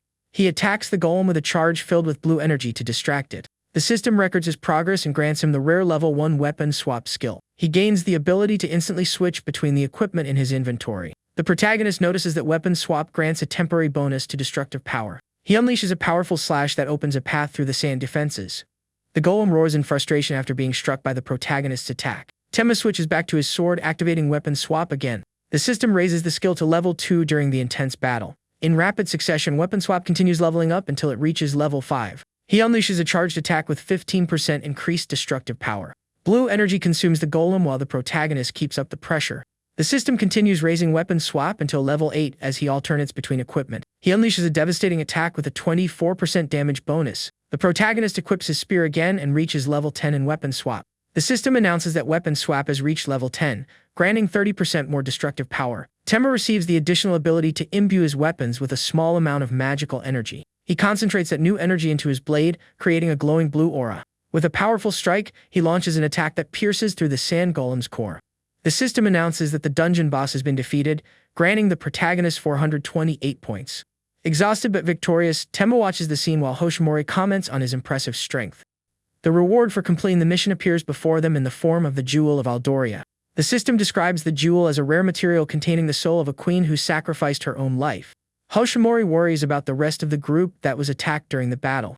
Tenma assures her that they should be fine as long as they use their healing items properly. Suddenly they hear suspicious noises coming from the shadows of the corridor. The protagonist finds the group leader lying unconscious on the ground after suffering a cruel attack. A sarcastic voice praises the pair for defeating both the Sphinx and the Golem. An assassin from the Black Knot Guild appears holding a knife and demands that Tenma hand over the demonic source. The leader's companion is found lifeless on the ground among the rubble. Hoshimori reacts in shock after seeing the brutality committed by the intruders. Tenma identifies that the assassin was sent by Hiroki Igarashi to steal the demonic source. The assassin admits that he belongs to a guild of villains and shows that he is well informed. Tenma remains calm and challenges the criminal to try taking the source from him by force. The protagonist thinks about the connection to Igarashi and plans how to draw the enemy's attention. The assassin taunts Tenma, saying he looks exhausted, and declares that he will kill him first. Tenma asks whether Hoshimori is capable of taking down the opponent with her abilities. She hesitates at the direct order to take someone's life, but Tenma confronts her.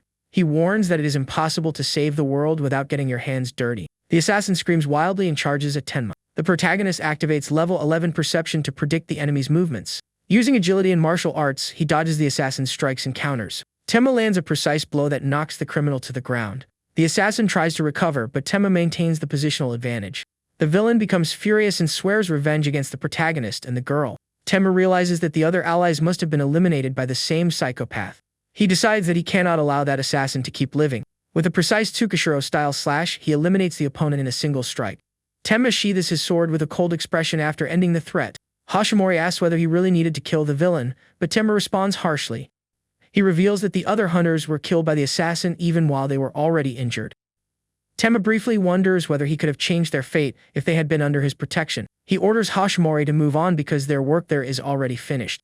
They return to the parking lot and find two men in suits waiting for them. The men greet Tenma and inform him that the mission has been completed. They explain that they came in place of Master Sengoku, who is currently overseas. Tenma hands over the Jewel of Aldoria as proof that the mission was completed. The men confirm receipt and ask about the rest of the dungeon team. Tenma coldly informs them that the other members of the group died during the expedition. The protagonist receives a system notification after the conversation. He completes the D-rank limit break mission and unlocks new functions in the shop. Tenma reflects that 2 parts of the source still remain and that Sengoku's role will be essential. Before they part ways, Hoshimori gives Tenma a green box as a gift. She says it is her way of thanking him for saving her several times that day. Back home, Tenma sits on his bed, ready to check his new rewards. Tenma examines the mysterious lockbox he received as a gift and looks at its system description. The protagonist is surprised that the thief gave him such a valuable item. He places the box in his lap and feels a strange movement coming from his clothes. The key he obtained from Gando's office immediately reacts to the object's presence. Without hesitation, Tenma uses the mana crystal study key to unlock the box. The moment the lock opens, an intense light shines from inside the container. He finds only a strange potion and wonders what it could possibly be used for. After analyzing the item, he discovers that it is the red blood of a unicorn, capable of awakening hidden powers. Tenma realizes that this was the growth item used on an accessory known as the defense ring by a Legion commander. The ring is sealed and does not display its true power, but he knows how to reverse that. He drips a single drop of unicorn blood onto the metal of the sealed ring. The item shines intensely as the seal restricting its true potential is finally removed. Tenma smiles with satisfaction after confirming that he obtained the super rare growth type invincible ring. Meanwhile, in a distant apartment, 2 sisters are having a conversation about romantic rejection.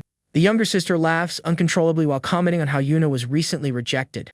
The older sister looks frustrated because the young man who asked for her number never contacted her. They talk about the man who predicted the irregular gate and saved everyone during the invasion.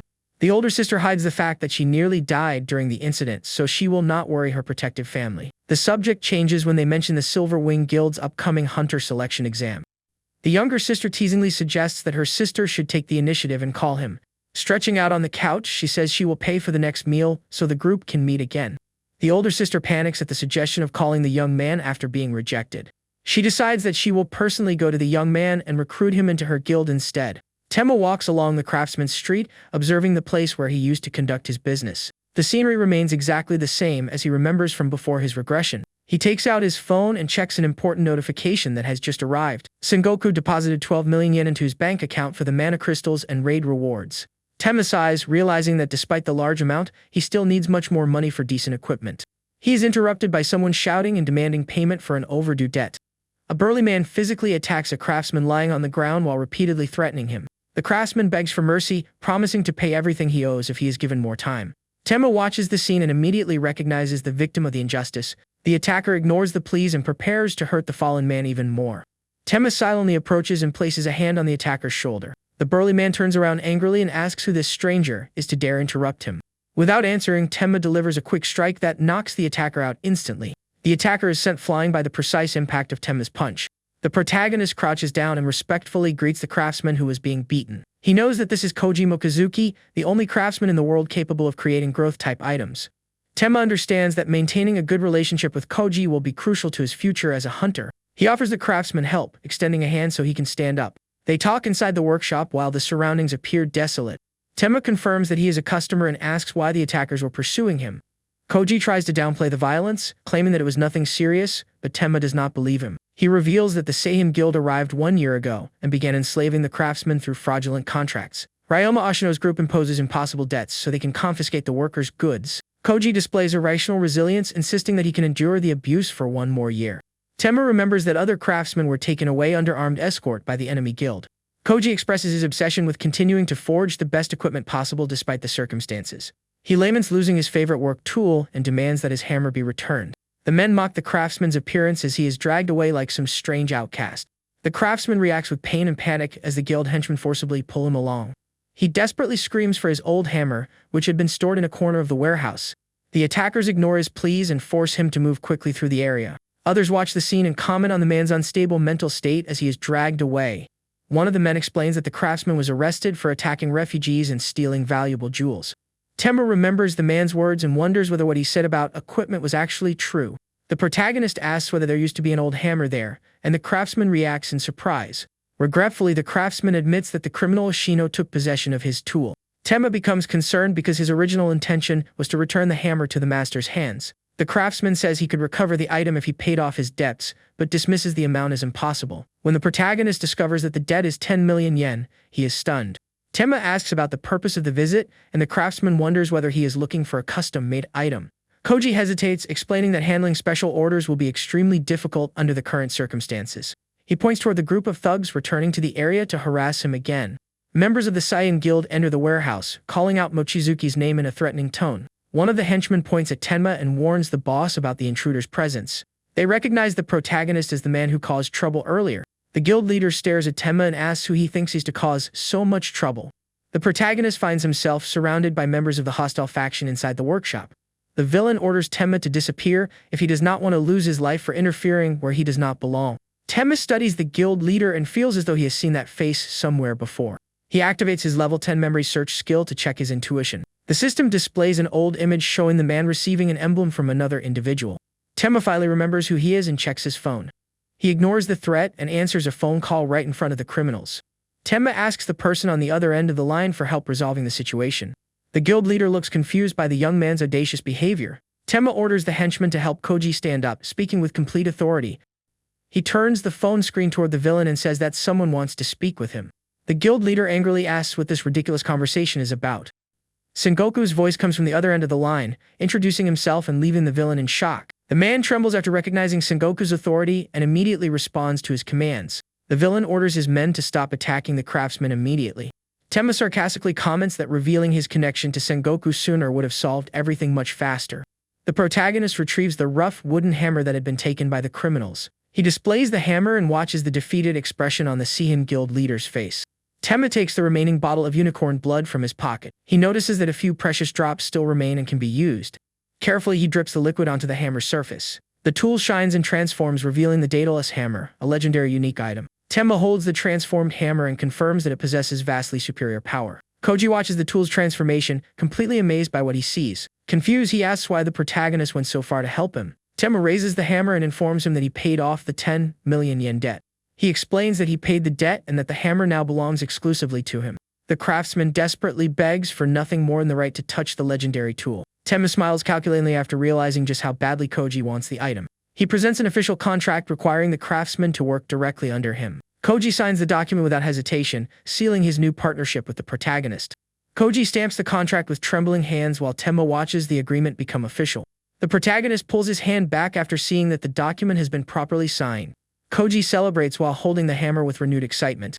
The Saiyan guild leader interrupts him and demands that he not forget his contractual obligations to them. Overjoyed by the hammer, Koji assures him that he will produce the ordered weapons. He places the tool on the workbench and focuses on the new task.